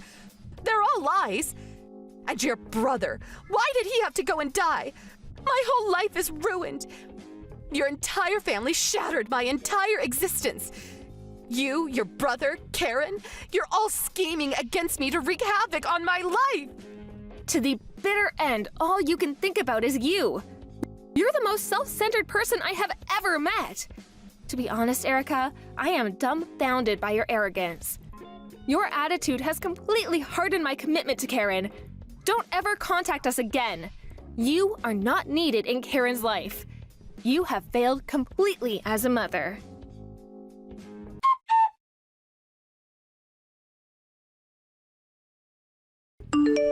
After a few days, the police did eventually pay them a visit. There was ample evidence to prove that they were indeed guilty of child abuse and were subsequently arrested. I heard they were sentenced to jail time and were released after a few years. But there was no contact from Erica, no call to check on her daughter. It seems they just disappeared from our lives.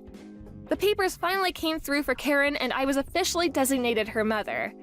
Due to the unusual circumstances, I was also eligible to receive financial support from the state, which certainly helped. I became more confident to bring up Karen as my own. I still can't believe that Karen was only 6 years old when she came to my place that day. How she made it there? I don't know. Maybe my brother guided her there from above. Last week was my brother's 5th memorial service, so Karen and I went down to the cemetery to pay our respects. There was a small crowd of friends and a few relatives that attended. I looked around the cemetery, expecting to see Erica watching from afar, but she was nowhere in sight. Thank you for watching. Don't forget to hit the like button and subscribe to the channel.